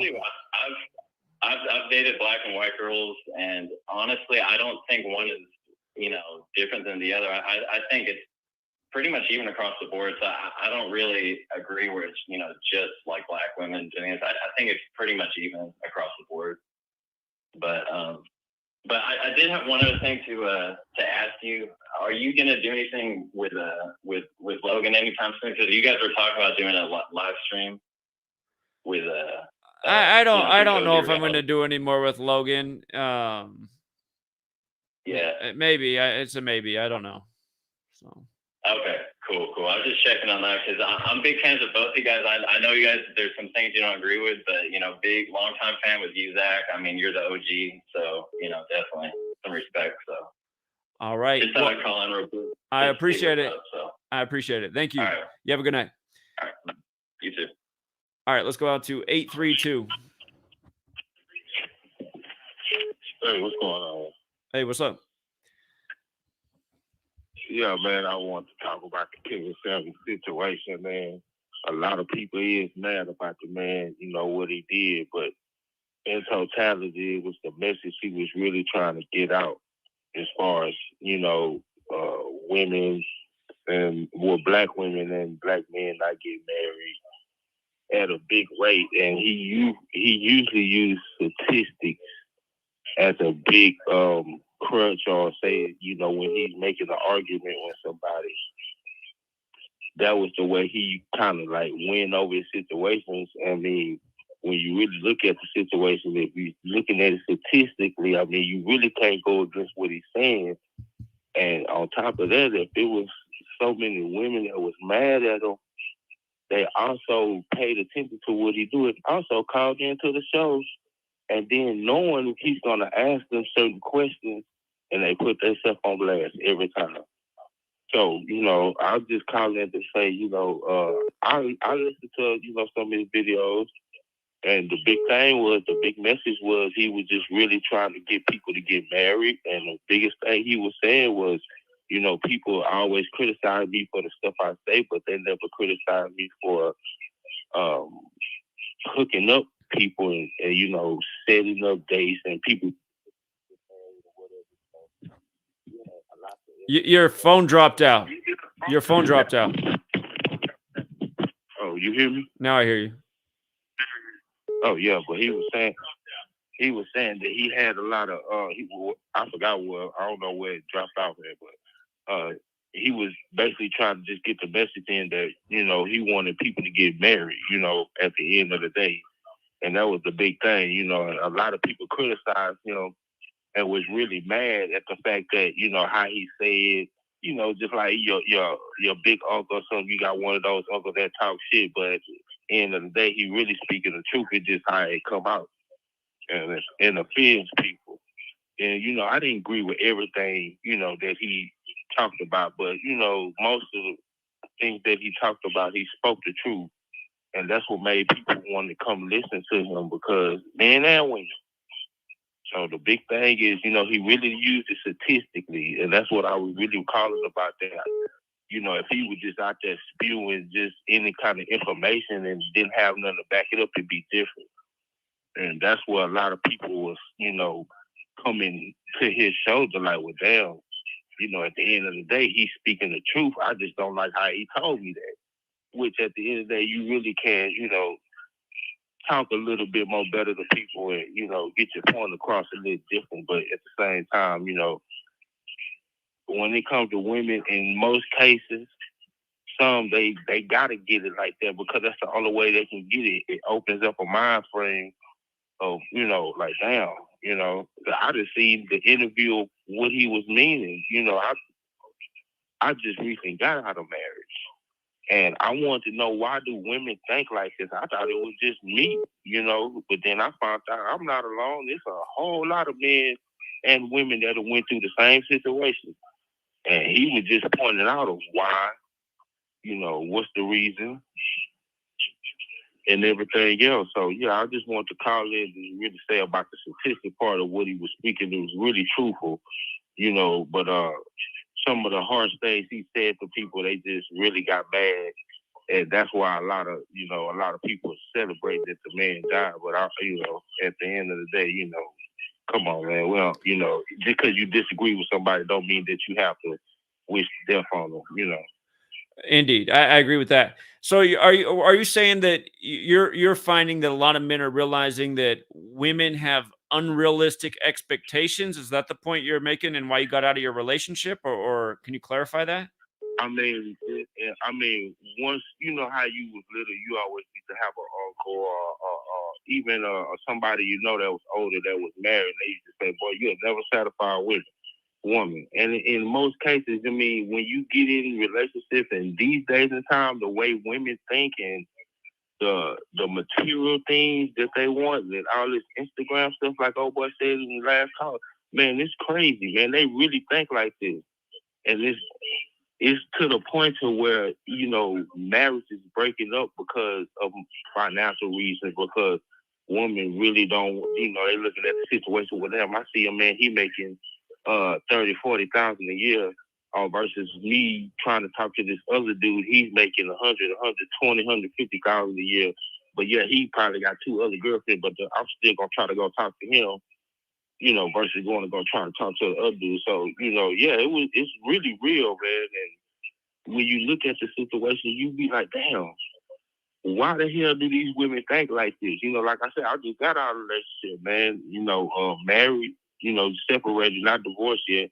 But, you see how they think and you be like, damn, why is they thinking like this? Like I said, I thought I was the only person in this situation. But when you find out that it's really a big totality, and he always used one of the biggest stat that he used was that black women was at the top of the pole of not being married. 1 to 4 black women get married, and he was like, white women is under. And he always pointed out how, why don't black women be submissive like an Indian woman or a Chinese woman or Latina women? I live in Houston. So you get around here, you see a lot of Latino people, and you see a lot of them family oriented, you know what I'm saying, versus the black, you know what I'm saying? It's not like that. It's different. It's different. It's real different, and you can see it nowadays. I see. Okay. Well, I'm following along, and again, I would say again, there's just so many negative influences in our society that mostly come through media and screens and advertisements and just materialism. And people aren't content with what they have. They always want something more, and we start looking at each other like we're material items instead of people. And it's like there's a constant flow of poison just influencing people, and that's the difference between now and our ancestors. I mean, our ancestors didn't have to compete with this. I mean, so yeah, exactly. He made a big point of how back then in the 50s and 60s, how just black families in particular got together. He used to say slavery couldn't break us up, Jim Crow couldn't break us up, just all kind of shit, as far as slavery and shit. That none of that couldn't break us up. The government type shit. But he said when feminism came, that broke up the black family, as far as women in particular. That's why the feminism is so bad since the 70s. And he speaks that a lot as well. So he goes back into history and say, well, it came from this, it came from that. When you think about it, it kind of is. It says it speaks a lot of truth, because from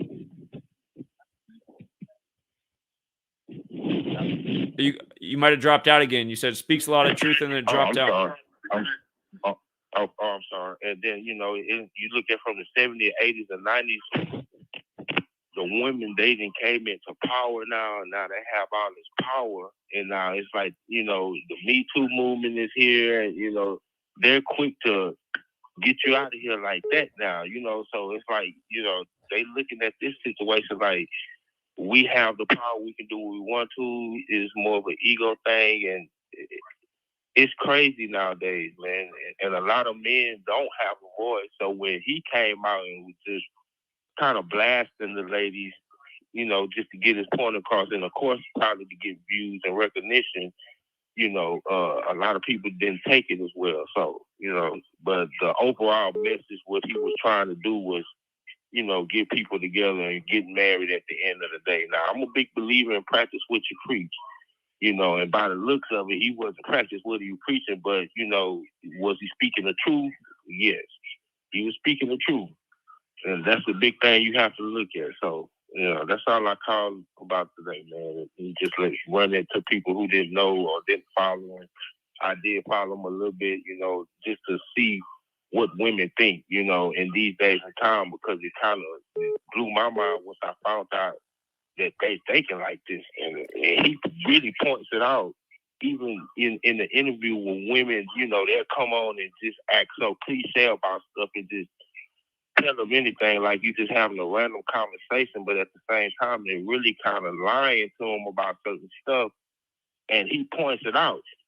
And once he points it out and catches it, they get mad, and but he still gets the interview. Or sometimes if they try to overtalk him, he hangs up on them, get somebody here and stuff like that. And you look at the situation, you be like, damn, I didn't know women think like that in these days and time, but he put a number on it. He'll go from 27 to 35, or women that's 35 and older have a harder time getting in because the way that they act, and they made poor decisions in their early 20s and going into their 30s. Now they want to wait to get married. They want to go have fun. And it really is like that, So, but the younger generation, they kind of, clanking on to, what he was saying, and was like, nah, I don't want to be like that, because a lot of these women that's 35 and over, they have a certain ego trip about themselves, and have a certain dilemma about themselves they're just not privy to a lot of men, So, me myself, I still love women. I don't think 100% like views of what he thought. Just a part of what they thinking. And like, yeah, it's unrealistic for y'all to want to get what y'all want. And he talk about how some of these women want to get this and that. As far as in a man, they're overweight in some situations. Some situations, they don't keep themselves up. But, they want to get a man, that's making big money. Right. So, right. It's crazy, man. The one point you made that I've made several times myself, and I think you're saying maybe Kevin Samuel talk about this, but again, I agree. When again, women, and again, this isn't a slight on women, and women are perfectly capable in the workplace, but I do think that really did mess up society because what people don't understand is the reason that the feminist movement, the real reason it came about, is because of the people who rule over this society. Once they got women in the workplace, what it did is it doubled the labor force, and then it made it so that labor was only half as expensive for the ruling class that controlled the companies. And that's why if you look, back in the day when the men worked, the average family was wealthier. The one man brought home more for the one family than now the whole family does, because you have essentially what they did is they got it so both parents then worked all day, and now there's no one to raise the child anymore. Now the child's raised by the system, mostly in school, and there's not a family life. And then what happens when you're at the workplace? Mom's over here, dad's over here, family breakdown. Next, some flirting turns into an affair with the other person you work with now. And again, I mean, people will get offended about all this, but that really is a huge part of how they tore up society I mean, that's really how they destroyed the family. And that's what's sad now is like women think it's offensive to bring that. Not all women, some women get it, but some women think it's offensive to even say that, because they're like, oh, well, we weren't just meant to stay in the house. It's like, well, listen, I mean, women are the nurturers and the caretakers, and that's why the child's always, I mean, there's a reason that most children are more attached to their mother than their father, because they grew up inside the mother. And again, I mean, that's the other thing about women too. It's like women, that's just the biological way it is. You bear the child. So if you're in the workplace, then you have to take maternity leave, and that causes a conflict in the work. When you just have men in the workplace, you don't have to worry about this stuff.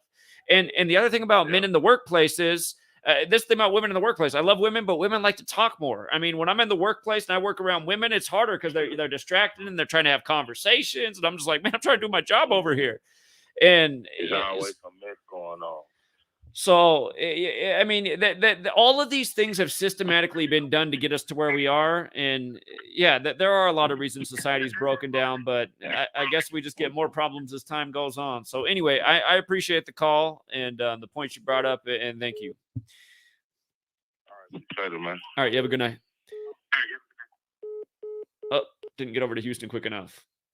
Yeah, I mean, there really are things that have been purposefully done to destroy society, and now we're just at an age where it's even hard to have a conversation because everyone just wants to call you sexist or something. But it's just like, well, we have to look at what's been done to us. 713.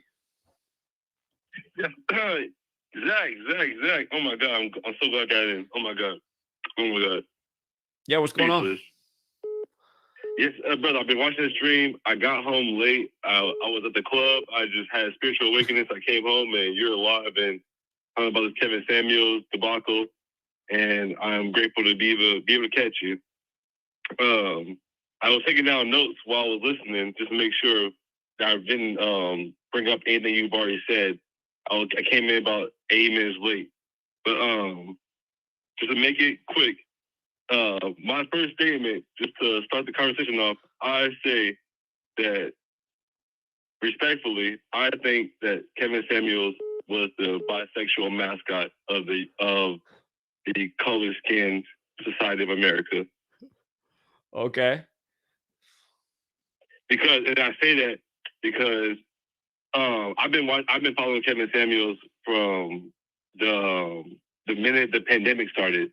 I found you first, and he came to my life, not anything tied to numerology, the Kabbalion or Gematria. It was more just I'm a color skin man. I'm a color skin man from Houston. I identify as a Negro or a nigga, but I know I study as much as I can, keep it short and simple and straightforward. But when he came into the scene, from what I learned in 2019, 2020, the main debacle and the main rumors around him was his sexuality identity. And when I look at it, it never resonated to me on a sexuality or sexual physical sexuality. It was more of that intimacy, not educated intimacy from man to man, which made this whole manosphere powerful. And I've never seen it being talked about, and I've been in this manosphere since 2010. When I graduated high school in 2010. My first year in college, my first apartment. YouTube was, getting powerful at this time. That's why I found the manosphere. And the way Kevin Samuels has came into this environment, he used the failures or the perceived failures of women to men in an intimate relationship, and the strengths and the positive reinforcements from a man-on-man best friend scenario, they call it, even fraternity mentality or environment. That kind of social stigma or whatever you want to call it, he endorsed that by manipulating the spiritual practices or the spiritual importance from male to female that is lived out from male to male. That's where I'm trying to be funny, but just respect that you're a live stream. That's why I say he was a bisexual mascot, because everything I see within him is he places shame on women's strength by that masculinity stigma, and reinforces the corporate or the American perceived dream by enforcing or championing the intimacy that men have that's emotional by nature, that this whole male sphere shames with the whole alpha male, beta male debacle. And while I was listening to your earlier upload, I never heard you say, but I just want to throw it out there, that Future never was in involvement. It is reported that Future was unaware of Kevin Samuels' persona as far as a YouTuber that was educating men on women and that black manosphere shit. That's where, so when I hear you say the rituals behind it, that's where I see so much importance behind what you said, because Future not having any documented support of Kevin Samuels' message gives a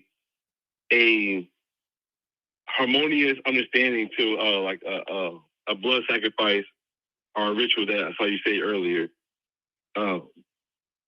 Misha, you still with me on this? Well, I'm listening. Okay. And if I'm off basis, if I'm going on for too long, I would respectfully appreciate you. Well, here's the one telling me thing. to It's stop getting because- late, and I still haven't had a woman call in because I wanted to hear from women to get their take on this, and we haven't had any female callers yet. So that's the only thing before it gets too late. I'm just hoping we can get a female caller. I want to hear their opinion. Okay. All right. Well, to respect that, I will fall back, and I hope that we can approach the topic. I'll call it another day. Okay. Appreciate it, man. Thank you. You have a good night. Thank you so much, brother. Thank you so much, Zach. I love you. Appreciate it, man. You have a good night. Thank you. You as well, brother. You as well. Okay. It's New York. Let's see if it's a lady. 347. Is this a female caller? No, it's a male caller. Okay. Can you keep it real short and to the point? Because I really want to give after this call. Can everybody not call in if you're a man? Let's hear a lady's opinion out there. But go ahead, 347, just real quick, please. Okay, no problem. So really, what I just wanted to point out is that you and him have a lot in common, right? So I'm looking at it and I'm thinking, like, where does all of this end? And when I say that, I'm saying you're a truth speaker in a sense of like gematria, politics, sports, and all those things. He's a truth speaker in a sense of like marriage, relationships, and things of that nature. But it's like, how much information do you give before it changes anything? Because it seems like even after his death, nothing's going to change. And a lot of people that called in were right in a sense of he's only pointing out the truth in the sense where you point out the tactics of the system that we're in and the people behind it, the Jesuits, whoever. He's pointing out the same tactics. You know, he's not specifically saying who, but the same tactics that we're using against one another, male, female, whatever. And it's not a black or white thing. I think all women he spoke to when he gave his messages or whatever. But I just find it like, that was just one thing that sparked my mind. Also, he was in a fraternity because he actually made a video on it. He was in the Kappa Alpha Psi. He actually said it changed his life. So I don't know if that had any relevance, you know, and towards the codes and shit that they be playing with. It does, because it equals 55, know. and he's dead on 5/5, and he's dead on the 121st day of its age, and blood sacrifice is 121. So it absolutely had to do with his fraternity. 121, right? Which is funny because my grandmother actually died on 121, January 21st. All right. We actually have Masons in our family, so it was weird when I heard that news. And what's funny is, well, I ain't gonna get too deep because then motherfuckers are, you get what I'm trying to say, but. Really, what I also want to get to is that, you know, also y'all have a lot of common because y'all both water signs, bro. And it's like with the water sign shit, we're not going to say the zodiac is the total truth, but we know that there is truth in the astrology and all the zodiac shit. And that comes with a lot of like, you know, even when you speak sometimes, like it might come off as harsh, but you got to get the truth. Like female, male, whoever you're talking to, they need the truth. So that's another thing that I think that y'all have in common. And also, with the female callers that call in, just keep this in mind. There's gonna be emotion in their points way more than there will be logic. Let's please keep that in mind. And the reason why I say that is because Kevin Samuels used to point out the double standards that men and women have, right? And I noticed that you said something about your wife or your girlfriend. I don't know your situation, but I noticed you said that she just graduated from a like medical school or something of the nature. Some type of pharmaceutical. I don't know. I'm not clearly sure. But you said that in a previous video about Kevin Samuels, the first one you uploaded. And what's funny is, notice how you still support her, even though you are fully against, in your spirit, you are fully against everything she stands for. Like, isn't that, like, so the double standard exists in every race, religion, and every part of the world. And we have to accept the truth that comes with it. You know what I'm saying? And a lot of us, like, even with you, like, I can say these things, and you may not agree with 100% because I don't know your relationship, you know, pulling it out. But look at that. Women will always, like, perfect example. He had this video that I watched before I called you, and he said, what's the double standard? He asked the woman, what's the double standard that a man can use to his advantage? And you know what she said? She said, well, boys will be boys. And he said, okay, that's a good one. You know, we've heard that pretty much all our life, boys will be boys. But what about the fact that the woman has a double standard of saying, well, a girl's allowed to change her mind whenever she wants? So let's think about it. If your woman went to school for medical, let's just say I'm a guy who's completely against, you know, pharmaceutical, medical things. I know the agenda. I know the scriptedness. But my woman, who I love to death, we've been with each other since we were kids. I support her. But let's say she decides one day to change her mind. I still have to, like, they'll call me a piece of shit if I walk away, and then they'll still call me a piece of shit if I stay. So the double standard is there, and I think it's also ironic that he made a video that said men being silent. He actually uploaded that video on March 12th, and it was the day before his birthday. So that's pretty ironic as well. Are men being silent, and we gotta just be honest with ourselves. We gotta, and I mean all of us, we need to look in the mirror especially when we speak about someone who unfortunately passed away. We have to really take these things in a sensitive, or whether he did or he didn't, I don't know, it's a lot of shit behind that, but we got to just be more, mindful of the truth and the message and not the messenger. You know what I'm saying? So whether Kevin Samuels was gay, I don't know why people even were focused on his sex life. Whatever he was, whether he was an agent, whether he was, there's truth in everything that he said. And like I said, he posted the video the day before his birthday on men being silent, and now he happens to be silent. So, like you said, anybody with a big following that's speaking truth, 9 times out of 10, their channel is taken away, or they're taken away, and we see what happened here. So, like I said, I'm not standing up for the guy. I don't know him from a hole in the wall, and I don't know if he was a part of this society. He's obviously in a fraternity. I don't know if he ever graduated into the Freemasons or whatever, but like I said, let's just take the truth in the message and not the messenger, because at the end of the day, with you and Gematria, we have to take the truth in your messages and not the messenger. You know what I'm saying? Because I do. Here, we've had about 8 people try to call, and there's women in the chat saying I'm trying to get through. So I do appreciate the message. I hear everything you're saying. Do your thing. That's all I want to say. Do your thing, man. Thank you. Indeed. All right, man. You have a good night. Thank you. All right, now. All right, take care. You too, bro. There's a lot of things I want to say that people are bringing up, but I'm just trying to let the callers get it in here. And hopefully this is a woman right here. Yeah, this is 423, though. It's the person that keeps calling in and not saying anything. 423, you've been calling in all night and haven't said a word. Can you hear me? Now I can hear you, but you're not a woman. Sorry, man. I've been trying to call and it hasn't been going through. It has been going through, and I've been sitting here going 423, you're on, and you're just a silent line. Well, I've been watching it on my TV, and I can't really do nothing. But just to make this quick, I want to change the subject a little bit from Kevin Samuels. I just wanted to see what you thought about Trump and Gematria. My aunt's been showing me Gematria for the past month or so, and she's been showing me different things since about 2017. We've been having a tough decision. At the very start, we were thinking that maybe Trump was the only one that was trying to flip the script. He's not. He's a Jesuit pawn. Read both my. Hey, in the description of my video, you can download both my ebooks. I talk about Trump in both of them. He's totally on script. Even his Truth Social's on script. The name Trump equals 47. He does his first post in forever, 47 days from his birthday. Truth Social equals 47. Trust me, he's a Jesuit pawn. He went to Fordham, Jesuit educated. It's a club of Jesuits. Friend, I'm going to keep it moving, though, because it's late and we are on a certain topic. But do call back for another stream. Trump's a Jesuit. Have a good night. 406. Hi, yes, it's a woman. Hey, I'm so happy to hear that we got a female caller. So what's on your mind, and what's your input on the topic? Because it's all been men, and I'm going to shoot some truth. Okay. First of all, I wanted to say what you said was amazing about what happened to the family, and I completely concur. When they found out they could get double the taxes, the governments, that is, they took advantage of that. They kept women working. They destroyed the family.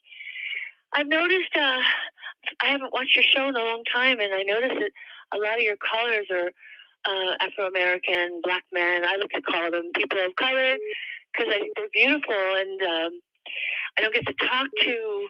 I live in Montana. It's pretty white bread up here.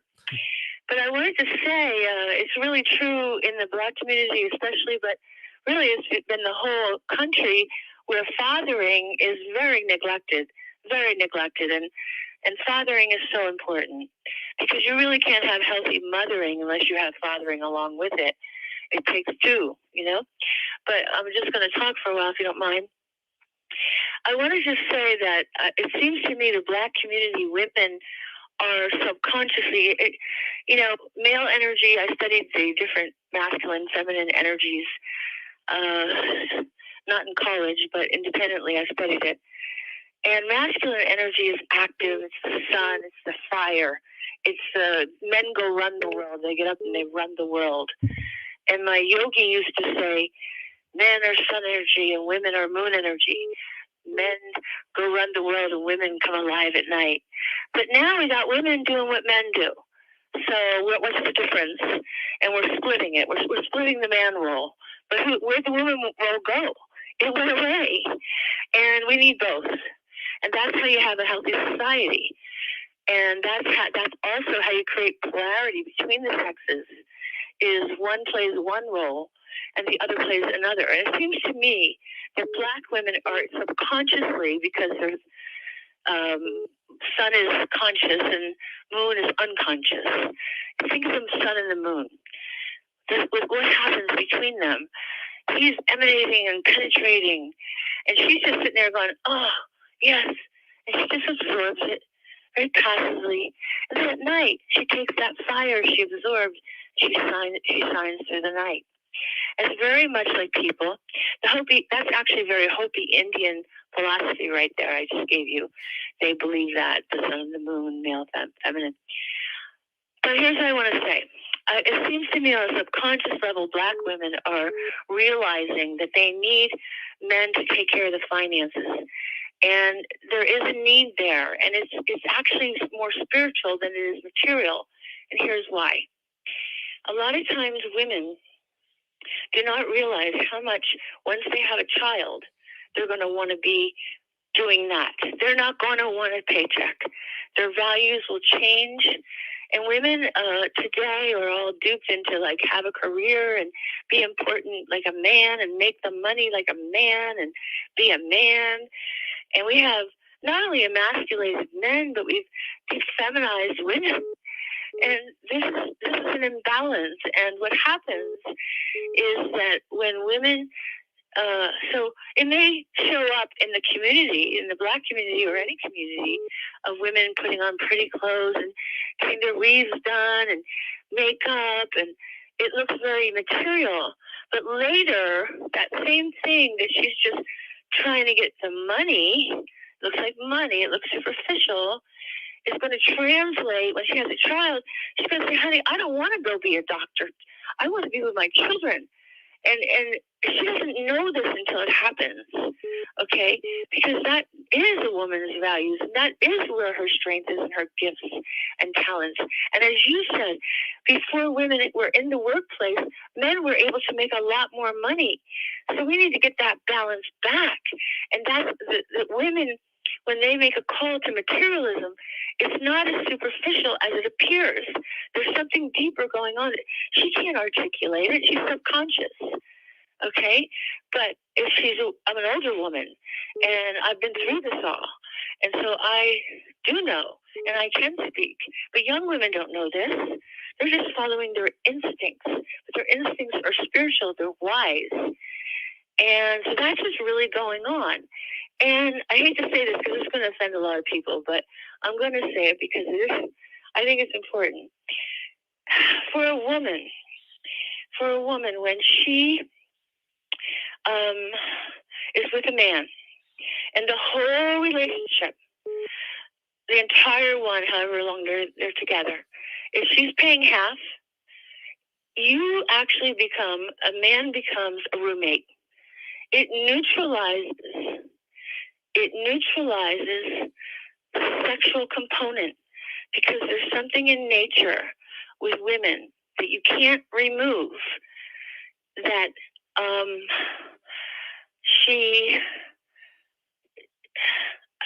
it's hard to explain this, I'm going to try. Think of like the cave days, okay? I know a lot of us believe in God and stuff, but let's go beyond. Let's just go with the cave. Okay, so the men would go away for the kill before summer was over so that we have meat for the winter. The woman would be back in the cave with the children, and she'd be like, "Leave all that meat, because, what if you don't come home?" And so he'd go off with the guys, and he'd come home with the kill, and they'd have meat for the winter. Okay? She was not built to go do that. And we're doing things we're not built to do. And even hormonally, our estrogen, we cannot hold up the pace of being a man our whole life. And when we try, we get ugly. We get fat. We cut our hair. we're not your goddess. We're not that beautiful woman with the children who's, happy and playing the role or living out what's in her heart and soul. And so she loses her beauty because she's busy trying to be a man. And so that destroys her hormones. And she doesn't have testosterone. She has estrogen. And estrogen wants to sit home, pet the cat, eat a cookie, call your friend, tend to the children, make some dinner. It doesn't want to go run the world. And we're being told as women that this is how we're valuable, to be the roommate. And, I'm not saying that some women want to do that, and they should.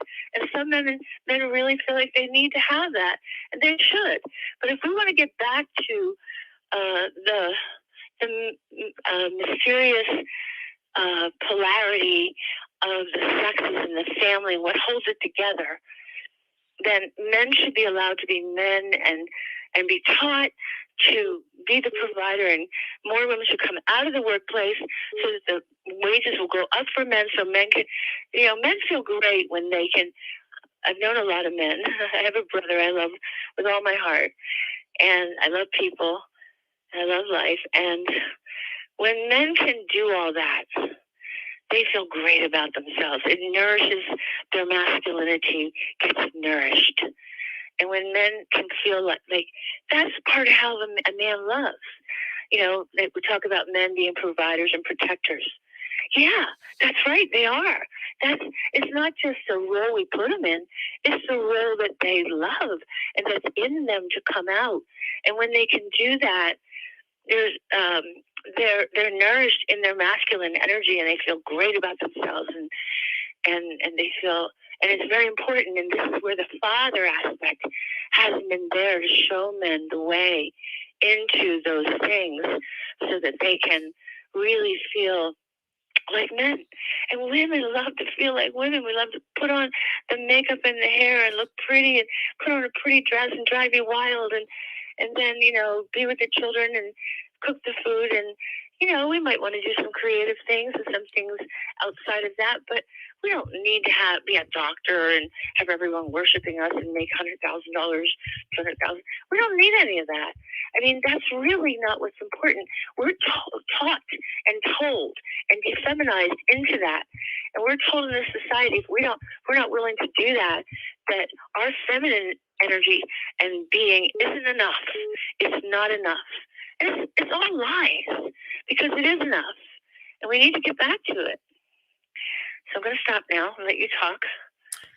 Well, I agree with what you said. And just going back, some people in the chat think it's dumb. Your example you brought up from going back to the caveman days, but reality that's not a dumb example. I mean, people need the world we live in now is not the world our ancestors lived in. We live in this totally artificial, superficial world. Once upon a time, it was that we lived in nature.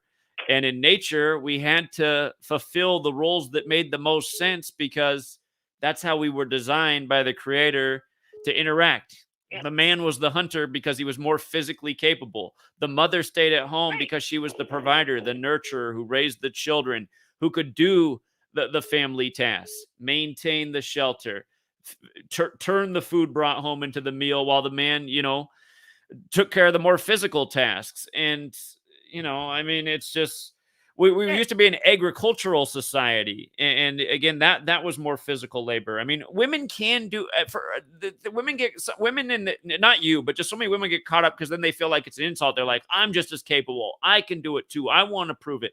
And it's like, yeah, you can, but I mean, our natural roles. What are our natural roles as human beings as we were put on this earth here? And because we've gotten away from that, society's just gotten more and more messed up with time. So I totally get what you're saying. And relationships have gotten worse and worse. People don't stay together, and we've gotten taken off into Hollywood land, and we think that's real. And yeah. Yeah. Anyway, I really appreciate your call, but again, I would like to hear from some other people too. But thank you for being the first woman to call in tonight, and I hope we can get some more women to call in. My name is Angela. It was very nice to talk to you, and thanks for phoning in from Montana. You have a good night. My pleasure. Bye. All right, take care. All right, you guys were making me laugh in the chat with the things you were writing, but you just never know what's going on. Let's see. We got 408. 408. 408, you're on. 408. Can you hear me? I can hear you. Okay, awesome. So, I have a lot to say about Kevin Samuels. Okay. Essentially, like, I saw through it really early. Fortunately, like, I agreed with a lot of the things that he was saying. Like, I don't necessarily meet the target that he was directed at. I am a Black woman, by the way, but it felt like there was an agenda, like from the jump, in my opinion.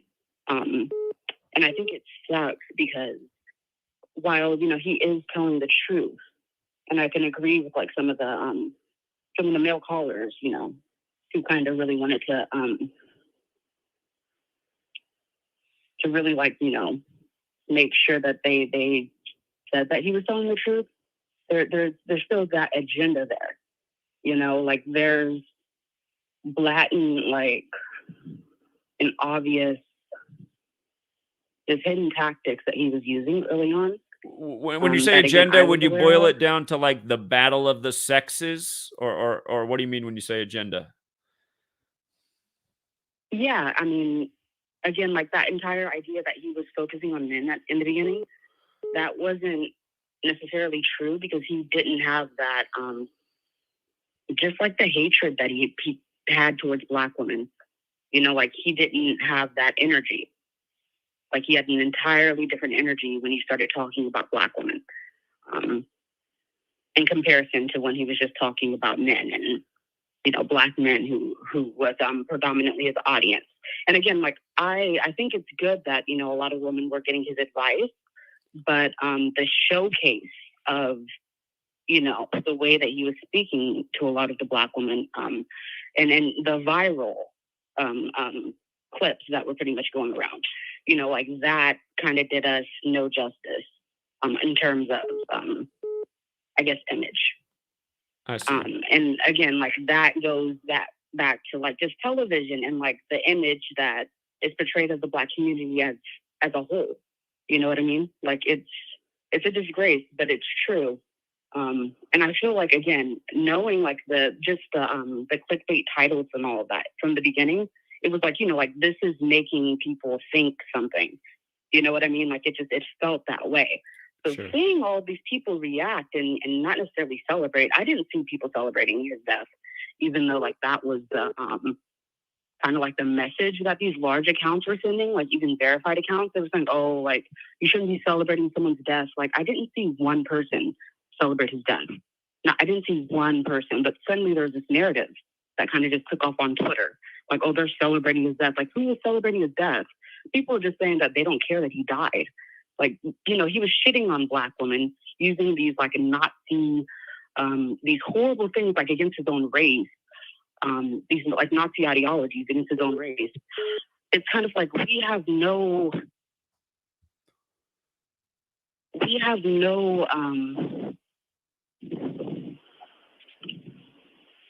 pretty much like we don't need to be sad or have any emotion, like towards his death. Like for sure it's unfortunate that he died the way he died, but like he said all those things. Like I can't help but be like, okay, if like there are some Black women who are like kind of happy that he died, like who cares? And again, like this can even go back to, that girl who died, who was killed by that white man.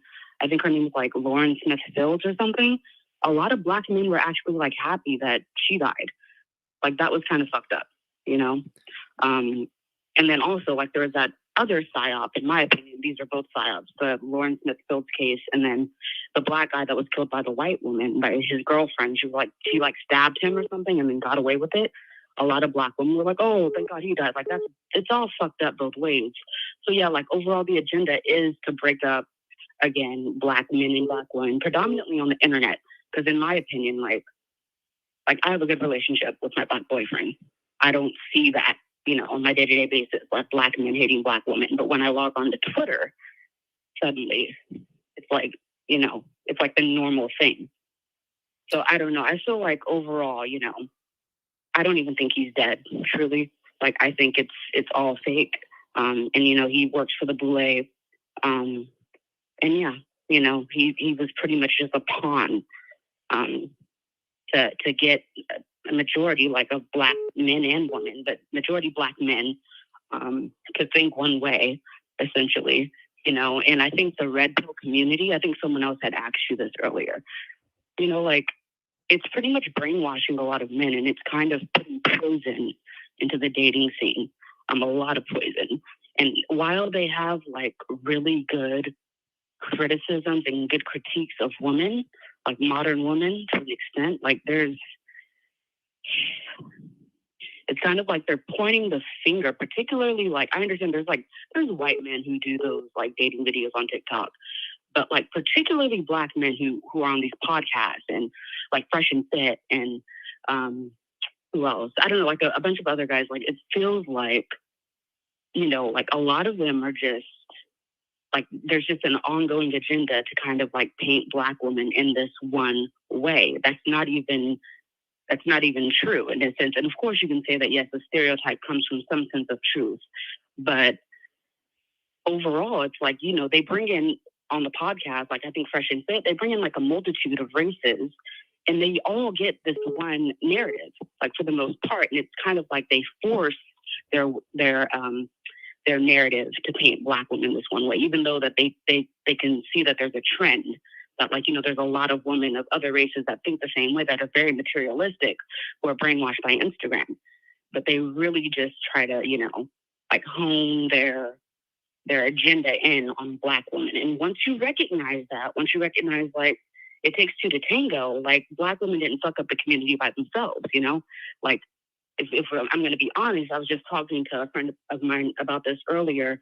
Like it feels like sometimes people, particularly Black men, try to make it seem like they were made in our image when Eve was made in Adam's image. Like it's the other way around, So yeah, I think it's unfortunate, but there's an obvious agenda. So I have a question. The first three men who called in all expressed that they think that most Black women, if they want to be in a relationship with a man, that man has to be tall. They all agreed that like an athlete around 6'5" and make a considerable amount of money, like at least $150,000 a year. Is this true that this has become the standard for a Black woman to want to be in a relationship with a man in your experience? The brainwashed ones, and it's not just Black women. Again, that's what these men are thinking, and that's what they kind of misconstrue the words. Like they'll say modern women, but then they're really kind of painting it as Black women. But like sometimes on, like for instance, Kevin Samuels' podcast, they'll have like a YouTube, what is it called? Like the video placeholder. I can't think of the name for it. But anyway, he'll have like, like a white woman as that. But well, no, he's just going in on Black women. But he'll have like a white woman on the image, but it will say modern woman. And then like the next video, it'll say these women, and then it's a Black woman, and we know who he's really targeting. But if you watch the videos, we know who like this vitriol is really coming towards. It's very obvious. But, again, it's really just a brainwashed woman. It's not necessarily one race, Like, I don't think it's one race of women who are just worried about or is worried about money, or money is going to be, like, the deal breaker for a relationship, Like, the people who are aware, like, whether you're male or female, you're going to be aware of what, social media is doing. So here's, I don't think that's true. Again, that's just a false narrative. Okay. People are thinking that because they don't know. Maybe in their circle that's true, because all they know is the brainwashed bitches. That's unfortunate. But once you recognize that you only know the brainwashed bitches, that's when you recognize that all this shit is fake and you're being brainwashed. And that's the larger psyop. Here's the other thing I'd like to ask you since you called in. So I imagine that so many people who watch Kevin Samuels, they're perhaps single, and they're looking at this from either a male perspective or a female perspective. All of them are men living in a basement, single. All of them. Okay, so here you are as a woman who's in a relationship. You're in a relationship, so maybe you could share like what makes your, if you don't mind saying like your age and how long you've been in your relationship and what you desire in a relationship, because maybe that's what some of these guys need to hear so they can see like, oh, wait a minute, this sounds like a woman that wants something other than, the stereotype that that they all communicated in the beginning. So Yeah, so right now I'm currently in a relationship with a guy. I'm 23 years old. I recently just got out of college. He's a little bit older than me, so I do like older guys. Not because of financial reasons. Usually people assume that, but like I'm just more mature. Like, you know, I had a spiritual awakening at a really young age, and like I just know shit about this world, and I need someone who's going to be real. And a lot of guys my age, like they're brainwashed. They're watching Fresh and Fit. They're watching, you know, Tommy Sotomayor. They're watching Kevin Samuels, you know, rest in peace, whatever. But it's kind of just, it's unfortunate that, you know, if I'm not brainwashed, I'm not chasing a bag. I'm not going to, you know, cry if my man can't buy me a Birkin bag or something like that. Like, he makes good money, thankfully. But that's not like that's not going to be like, you know, the make it or break it in a relationship, because it's based off something real. And unfortunately, in today's world where social media runs everything, right? Whether it's love, whether it's, you know, whatever, that's going to be the make it or break it, because people are chasing vanity. They're chasing, you know, the fast life, young people at least. And of course, you know, men are seeing this fake, you know, a display of the modern woman, which is chasing fast life. And then they see these podcasts that's like, you know, affirming pretty much, you know, what Instagram is saying, and it's creating this narrative that's not even real, then they're going to get kind of pissed off. So I see where they're coming from. But like, it's not true. okay, well, I appreciate you calling in. I mean, at least for like a majority, and I'm from California. Like, let me just get like more specific. I'm from Northern California. Again, people are materialistic here. Like, I'm from Silicon Valley, you know, so like people have money here. My man doesn't work in tech, but like, you know what I mean? Like, it's just like, luckily I am like where I am. And as I don't know, like I go on the internet and I, you know, hear about other people and their situations. Like, you know, I'm super, super blessed. That's all I can say. You know, like mentally, physically, like emotionally, like that's all I can say. But yeah, you know, it's unfortunate, but like, you just got to remember, like, see through this shit, you know, especially like to the older Black men who are believing that. Like, that's unfortunate. That's unfortunate. But just see through it. And the Black women who are believing this and, you know, like putting themselves down because of this, like, see through it. You know, that's all I got to say. Well, I appreciate you calling in. You have a good night. Thank you. Mm-hmm. All right, take care. You too. 727. Hello, this is Zachary Hubbard. It is. It is. We were trying to get the ladies in because we had a lot of guys, but go ahead. Just if you can keep it short, though. I'd still like to hear from a few more females before we end it tonight. But what's up? All right. Okay, first of all, I'm just going to say this. All them dudes called in, y'all should be ashamed of yourselves, man. Y'all should be really ashamed of yourselves looking up to a man on the internet, simply saying this man was this and that, when he simply was causing division in our community. Your brothers need to step up and look at yourselves and start looking at people that you see on the internet, and just believe in yourself and understand one thing, that the mission is to spread love and positivity, and then maybe you'll find the right result within yourself. There's a lot more that I want to say, but I'm going to go ahead on and let the females talk. But Zachary, I understand your knowledge, and I appreciate you letting me even call in. Well, you know what, friend. I like how you were real on point with the message there, and you did keep it short and sweet. But I think you got a few more things to say, and I want to give you some more airtime. So, another good thought for the community.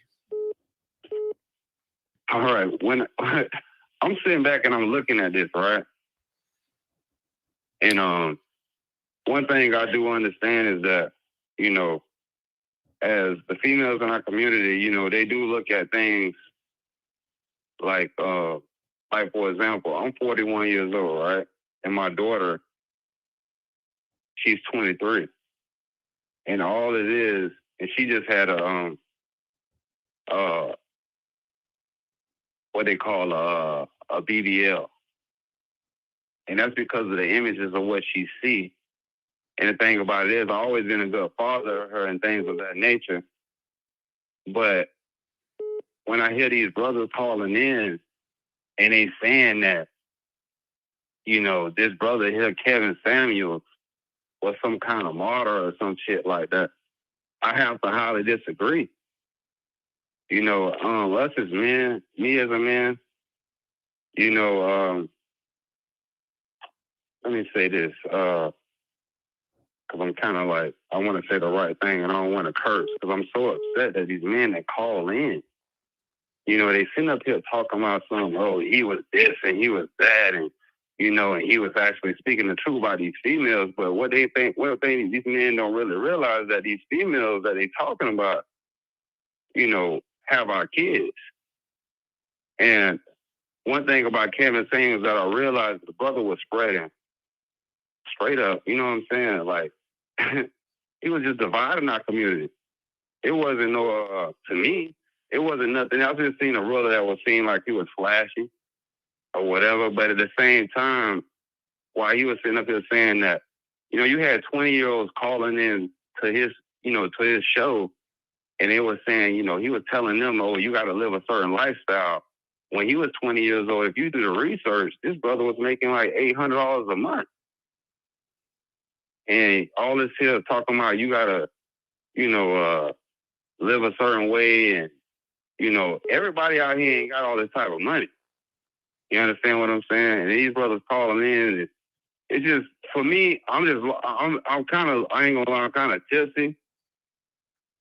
And I'm just like, I'm kind of emotional about this here right now because I see these brothers calling in and they up here talking about some, this man was this and that. And the only thing I see was a bunch of division. You know what I'm saying? And on top of that, they don't know nothing about Gematria. The fact that the man died 56 days after his birthday, the man throwing up, the man obviously were representing the feminine energy with the upside down pyramid. And, you know, it's just like, bro, y'all up here worshiping a man that y'all see on the internet, on YouTube, man. What's up going on in y'all real lives, man? Like, what's going on in y'all real lives? You know what I'm saying? Like, I don't care. I don't know what's going on in the comment section because I'm just in my room just venting right now to you, man. And it's like, it's a shame that y'all brothers come on here talking about this man was this and that, man. This man just an image that y'all see on a YouTube video, man. Look at this shit for what it is. It's entertainment. If you want to understand the real knowledge, man, go deep dive, man, into what Zachary Hubbard is, what he's actually presenting on his channel. It's like, I'm up here watching Zachary channel, and it's like, and I'm speaking to y'all brothers. And I'm sitting up here looking at his channel. I'm understanding, okay, he's breaking down with numbers and everything, and I don't fully understand Gematria. And then it's like, as soon as he opened everything to call in, I just see a bunch of fucking lame ass, simp ass brothers calling in, just bashing black females. Man, come on, man, get y'all mind right, man. But anyway, Zachary, you probably like, damn, man, why let this talk? But I'm just telling you how I feel, man. Well, it's okay. I mean, I appreciate it. And again, I guess maybe I'm just thinking maybe that's what we got to do more is just as a society is just have conversations and hear each other. Go ahead. But y'all up here talking about stuff, how these females in the community and all this. I mean, it's what they see on TV. They see these rappers and all this stuff, and they got money and all this stuff. So they want this kind of, it's like, they kind of lost too to a certain extent because it's like, their eyes are just like missing. You know what I'm saying? Like, they just blinded themselves, but, you know, but everybody in this world just want the best for whatever what they want. You know what I'm saying? And basically, you know what I'm saying? Like, in this world, man, you just, I don't know, man. I'm everywhere with this shit. But anyway, Zachary, I appreciate you letting me call in, man. Indeed. You know, I appreciate you calling in, and I think everybody, I think a lot of people understand your message. Never look at the chat, though. The chat's always talking shit. So, anyway, man. Oh, I ain't looking at it. I'm in my room looking at my damn dog. Well, that's the best thing to be doing. All right, friend. You have a good night. Oh, you too, man. All right, take care. All right, 929. 929.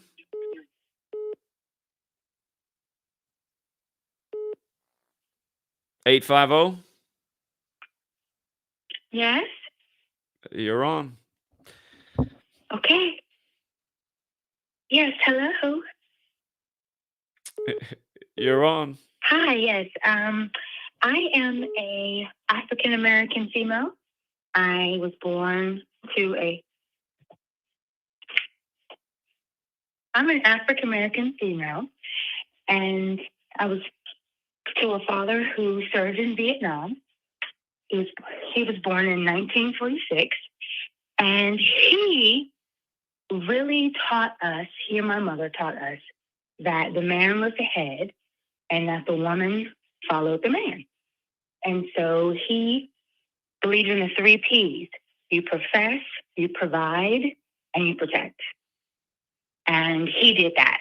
He served almost 28 years in the Army, and he's deceased now. He just passed 5 months ago. But he was an absolutely wonderful father. And I have 17 uncles. So the things that Mr. Samuels was saying, I had already heard. You know, if you go out here and you open your legs up and you become a truck stop, don't expect a respectable man to want to marry you. And I took that to heart. I have 4 sisters, and I took that to heart. My dad raised us abroad. He worked for the Army Corps of Engineers, so we had a chance to live all over the country. So I had no issue with Mr. Samuel. I actually thoroughly enjoyed him. And because I'm married, and sometimes I would talk about the subjects with my husband because we have a son. And I don't want my son to bring home a girl that is used up. I don't want my grandchildren coming through a portal where there's a lot of other people been in that portal. And a lot of Black women have always, I wouldn't say dissed, but a lot of Black women have always been nasty toward me. And I think it's because of having the father at home, because we lived in a predominantly white neighborhood, and usually the only Black people we saw were at church, and they were not nice to us. So I see the coin very differently, because I always ask, people say, well, nobody sticks up and protects the Black woman. But I always say, well, who protects Black women from Black women? Because there are some Black women who can be very nasty and vile to other Black women. So it's kind of like what he was saying is true. I watched my mother have four children, and she didn't allow herself to get overweight. She worked out. She rode her bike. She was also a stay-at-home mother. So whenever we needed something, she was always there. She ironed our clothes. When my father came through the door, his food was waiting on him. She waited on my father. My father also supported the house wholeheartedly. My mother never wanted for anything, but a lot of women would talk shit about her. And they would say, oh, you're being his maid. And she was like, so being submissive to a good man is a maid? But that's what she had seen her mother do, because my grandmother was married and my father came from two-parent home, and then their parents were married. See, we have a pattern in our family. We throw, more bridal showers than we do baby showers. So sometimes that's looked down upon. But I can understand how people would have a problem with Mr. Samuels.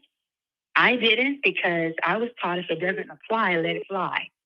So a lot of times when he said things, I would assess myself. I'm like, am I like that? So I would make sure that I would do self-inventory first. And then I also made sure that I'm the type of woman that doesn't dogmatic, I'm not dogmatic toward my son so that he doesn't want to marry a Black woman. A lot of times Black women are very dogmatic toward their sons. If they're a single mother, they blame the son, they blame the kids. And then the kids want the opposite of what it is that they have at home. So, I'm not trying to act like, we had this Joan Cleaver or whatever household, but our household was filled with a lot of love, a lot of peace. And I think it was because my father set a standard. And so we followed that standard. All of us are married. We married substantial men. So I think that's what a lot of Black homes are missing. Just not only the father, but a positive male figure. And I think that's what Mr. Samuels was trying to get us to see, that positive male figures, whether they are, married to them or not, that's what kids need. Boys need to see that. So I don't want to take up too much of your time, but I'm always passionate when people talk about Black men, because Black men, my father was born in 1946. So he could tell me about the white-only, Black-only bathrooms. He could tell me about the hardcore racism. But not one time did my father ever complain about getting up, going to work, and providing for his family. Not one time did he ever tell us he wished he could have it differently. Actually, the only thing he told us is that he wished he had more to provide with. He always wanted more so that he could give his family more. So when you have a father and a mother who were born in a certain era and they work hard, they have a different mindset than what's going on now. Because I didn't have a 30-year-old grandmother. My grandmother, when I was born, was already in her late 60s and 70s, so she was a seasoned woman. So I just hope for the betterment of our people and for the betterment of the country that we can just understand that nuclear families are needed. And roles, we have to have roles. I know people keep saying, well, a woman doesn't have a role. A man, yes, we do. Yes, we do. We have roles. We have places. That's what foundation is about. Children can't do what the mom and dad do. So therefore, they have a role.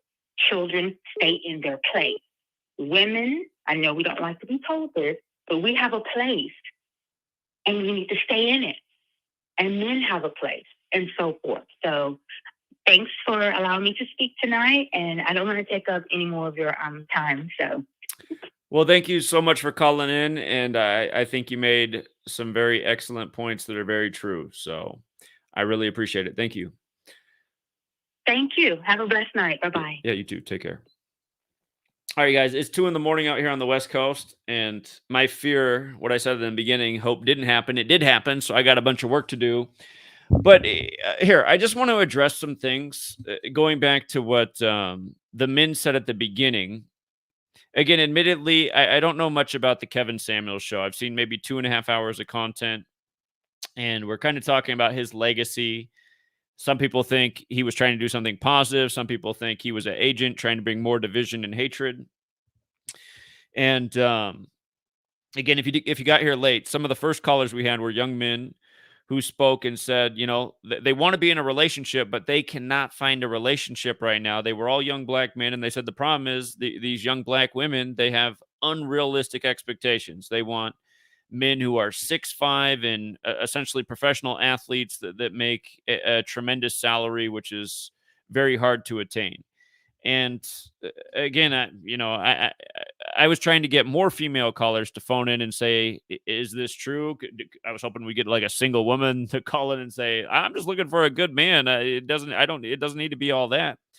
But if that is the perception and that's the stigma and that's what it seems like, because again, we do live in a world where we're dominated by media and celebrity. And of course, in the world of Black entertainment, there's a lot of big, strong Black men that are professional athletes that are multimillionaires who have endorsement deals and advertisements. And if that's becoming the standard and what the young women are expecting for their future husband and their lifelong companion, again, that's not necessarily realistic because there's only so many men in the world who have those qualities. But if for the young men who feel like they can't be in a relationship because the women have unrealistic expectations, maybe just try to break that barrier, because I can't imagine, even if that somehow has become the idea that's in these young women's heads. It wasn't that long ago that I was a younger person and in the dating scene. And back then, what women liked was, a confident man. Women love a sense of humor, make them smile, make them laugh, make their day, say something that makes them feel good about themselves.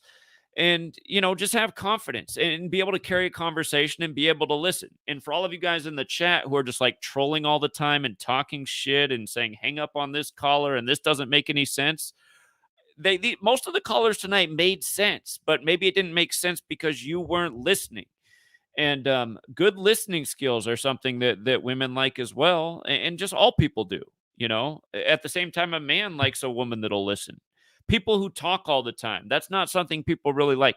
And women do tend to be a little bit more chatty than men. So if you can be a good listener and carry on the conversation and show that you were actually paying attention, all of these things historically are things that women are attracted to.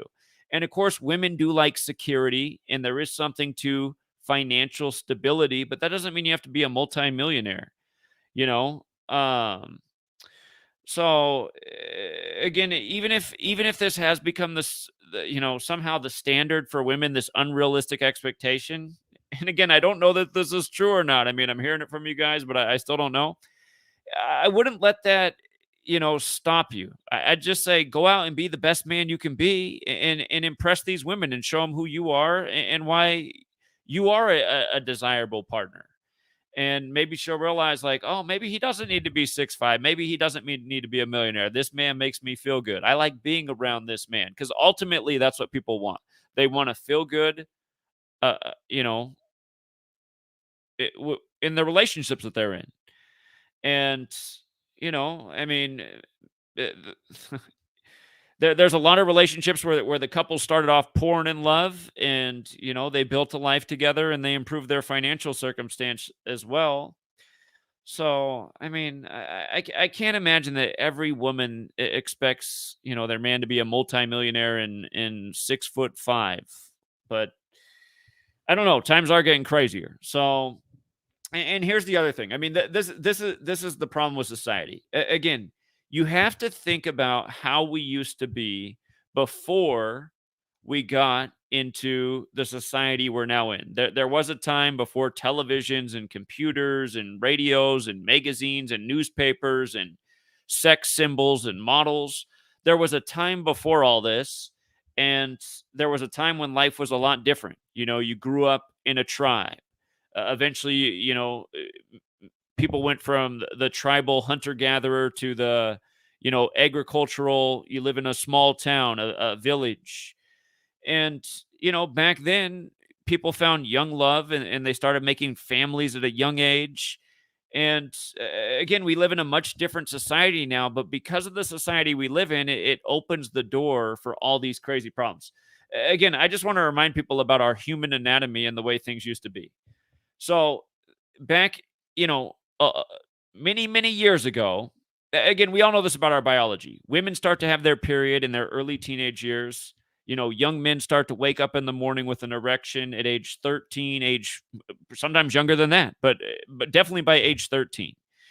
And again, back then, your biological nature was telling you what time it was. And when you lived in a world where you grew up with your tribe and your responsibility was to do the things that the men did in the tribe, help hunt and gather. The women do the things that the women do in the tribe, take care of the children, take care of the food. Back then, life was a lot more simple, and there wasn't all this outside interference. And imagine how it was, young physical attraction, young relationships, young procreation, young life partners, and again, you're focused on taking care of yourself, your significant other, your child, your community. Life was simple, and really, this is the way it was supposed to be. This is the way it was supposed to be as humans. I mean, we're the only living creatures on this earth that have become about, all the other things that we're now overcome with: materialism, status. And again, this is really where all the problems come from. But again, we obviously don't live in that world anymore. But I really do think, like, if we're ever going to heal our problems as a society, we need to realize, like, look at what's happened because because of all the things that plague our society. I mean, somehow I think these are the conversations that need to happen. We need to figure out a way to get back more. Like, we don't need to go back to the jungle and live in tribes to go back that far. But it's like we've gotten out of balance, is the thing I'm saying. We've gotten away from being human beings and living in what humanity truly is, and now we're caught up like in this material, superficial world where all of those things, they compete with what is supposed to be, and it's like we're now a lost people, and we don't know how to coexist. And I mean, we heard it from all the early callers. The women are caught up in this unrealistic material idea of what they want in a man. And at the same time, here's something also. If you want to think about how it got to be that way, I mean, I was hoping we'd hear from some younger women. I was hoping and maybe in the future we will. I was hoping some women would call in to have this perspective and explain why. And if I had to guess what they would call in and say, is they'd say, well, you know what? I've been with some guys, and, it turned out that they were no good. They just used and abused me. And if I'm going to give myself to another man, he's got to be Mr. Right. He's got to be Mr. Perfect.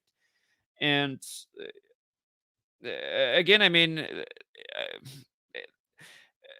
I was bad when I was younger. A lot of guys are bad when they're younger, and we're learning it from this world that we're growing up in. The values are not right. What the last caller just said is so true. No decent man wants to shack up and spend his entire life with a woman that was, however she put it. I think she said truck stop. I got her reference, but it's so easy for these things to happen in the society we do live in, because back in our ancestors' day and age, it was normal to get in a relationship and start procreating at a young age. But now we're not expected to do that. Now we're expected to go through 13 years of slave school. Most of us finish slave school, if we even finish, when we're 18, when we're well into our sexual maturity. And again, you're not expected to be getting married and procreating, but you have sexual needs and you're curious, and you're at school, and there might be a lot of different people that you're attracted to, and there might be a lot of sexual opportunities, and you might have already had a lot of partners by the time you even graduate from high school, and then you go on to college, and you might even have more partners. And I mean, just to give an anonymous example, one of Sweet Lady's classmates, she always laughs because Sweet Lady is a real innocent thing and has hardly had any partners. And she always laughs because she's like, oh my God, you're just like a model woman. She's like, I've been with like over 100 dudes. But then she'll laugh and she'll be like, that's why, she's like, and now she's with this guy that's, it's just so much to explain. But the guy that she's with, she feels like it's karma because she's caught this guy multiple times on Tinder, hooking up with other guys, but then she stays with him because she's been in so many bad relationships. And then she knows she can't hold down a relationship herself because she's been with so many people and had so many problems. But anyway, there's so many stories like hers, and it's because we've messed ourselves up from going along and participating in these cultural stereotypes. And I don't know, somehow, some way, we have to. It seems like things are getting worse and worse, but somehow we need to inspire our younger people, and not just our younger people, just a lot of people, just to be better people, and not to be so materialistic and superficial, and trying to, like, I mean, what's a normal thing for young guys is to like get as many notches in your belt as possible, right? It's like bragging rights. How many girls have you slept with? Oh my God, you've only slept with that many? Man, I already slept with this many girls. What's wrong? And but ultimately doing this is what's causing the breakdown in society and all the strife and all the rift. It's like culture. And again, that word culture, it starts with cult. And we don't normally think of cults as good things, but our culture, it's just so poisonous.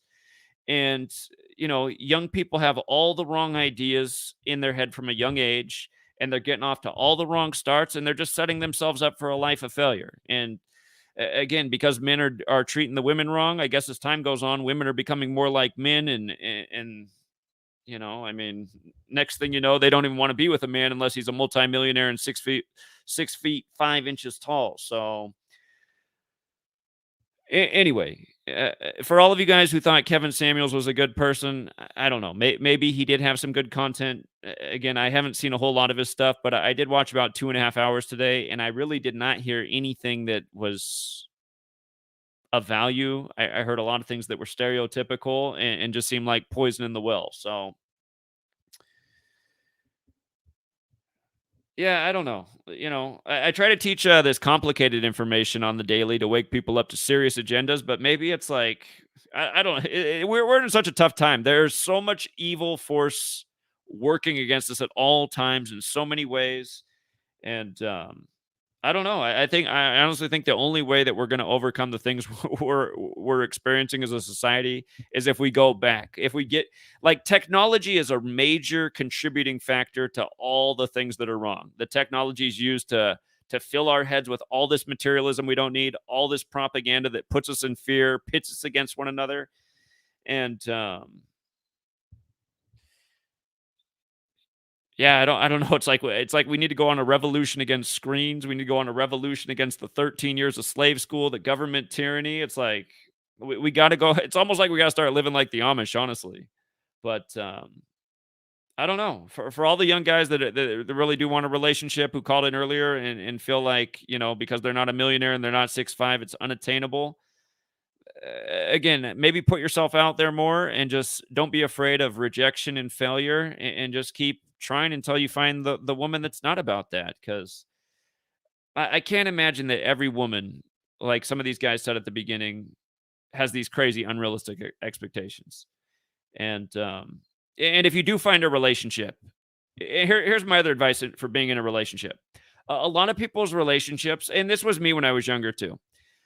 Almost all my relationships when I was younger, I would break up with the woman somewhere between the 6 month and 1 year mark, because when people get more comfortable with each other, like the first 6 months of a relationship, it's like honeymooning, right? Like everybody's on their best behavior, and but after you're in the relationship longer, then more like women's emotional stuff starts coming out, and you have to deal with more drama. And when I was younger, I didn't want to deal with any of that. I was just like, okay, I'm too young for this. I mean, there's plenty of fish in the sea.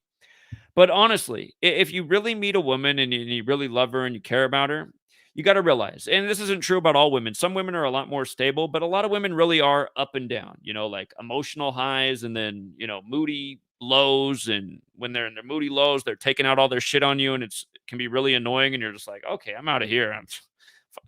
But again, if you like when, they're at the stable level and the highs and all that's good. The thing about when women are, ragging on you, and they're in their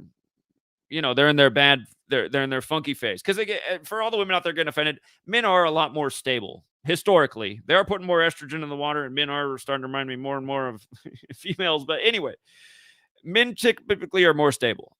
If you're in a relationship, what I see some guys do when I was younger is like when their women's getting mad and fighting and provoking fights, then they get down on it and they start fighting back. But really, what's better to do is just just like shrug it off and just persevere, and don't give into the fight. Don't start the fight, because it's just like Sweet Lady. I got Sweet Lady, and Sweet Lady, there's probably like 2 times a month where I'm just like, okay, I got to get out of this relationship. Like it's going through my head, but then I always am like, no, just chill. She'll come back out of it, and then she'll be Sweet Lady, and then I'll be happy again.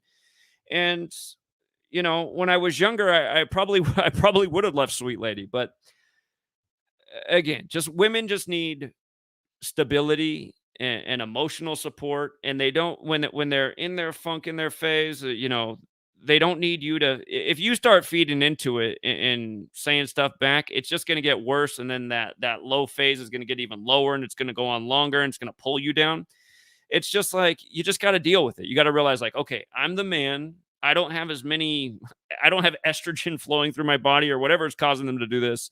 You just got to ride out the storm. And if you ride out the storm, again, it's mostly blue skies, but maybe twice a month, you got to deal with some big waves and some gray clouds and some wind. And yeah, I just think a lot of young guys need that lesson too, because I just remember when I was younger, just some of my friends and just the relationships, they'd always be fighting. And I'd just thinking like, man, just So anyway, men, don't give up on women. Women, don't give up on men. But again, really, we do need to start treating each other better. And yeah, I mean, just cut off, cut off, cut off. Try to cut off outside influence, entertainment, media. If that's creating your ideas of what your relationship should be, you're never going to be satisfied. So, and the other thing I would tell you is you shouldn't make your relationships just totally based on physicality and attraction, because if that's all there is, it's never going to be long lasting. You got to make sure that there's some intellectual level, some you got to be able to have good conversations. You got to have some things in common. And again, I really think a great way to meet people is to look for like meetup activities going on in your community of your interest. Get involved in some kind of activity, and meet somebody who's doing that. I, you know, there's all sorts of ways to meet people. If there's an activity that you're interested in, a skill you want to learn, going to a class, you know, maybe you want to learn a new language. I mean, you could go to, maybe you want to learn Spanish. You go to some after hours, Spanish class. There might be a really cute girl in there. She's learning Spanish too. Guess what? Perfect opportunity to set up a date, hang out, study Spanish together. You have something in common, and maybe you find out you have a lot more in common. But again, if you're having trouble finding someone, you got to put yourself out there more. And yeah, do things you're interested in, or things you're interested in learning, because then you'll probably likely meet somebody doing those things, and then you'll have something in common. So I'm just sharing all the ways that I've met people in the past, and what I've learned from growing up. And again, women traditionally do like drama more, and kind of fighting more, and it's better just, again, you might find the perfect lady, but then you find out that, after that 6-month year phase, that she does have more drama than you thought she had. And again, if you really like her, you just got to learn to just deal with the drama, not totally give in, but just kind of be above it, and just let it go off your shoulder. And even though it might drive you nuts in the moment, try not to say anything back or provoke it or make it any worse. And then eventually she'll get out of it. And then, maybe she'll make you dinner and more. So anyway, I unfortunately have a bunch of work to do, because they did update all the stats after midnight, just like they've started doing now. And if you don't know what I'm talking about, don't worry about it. But I said I was staying up late because I wanted to see if they'd update the stats, and they did. So anyway, for all my Kentucky Derby people, I will be updating the information right now. And again, for the rest of you, I don't know, maybe we'll just start doing more conversations about basic things, because it sounds like humanity's just forgotten all the basics. So anyway, we'll leave it there. Have a good night all, and till next time.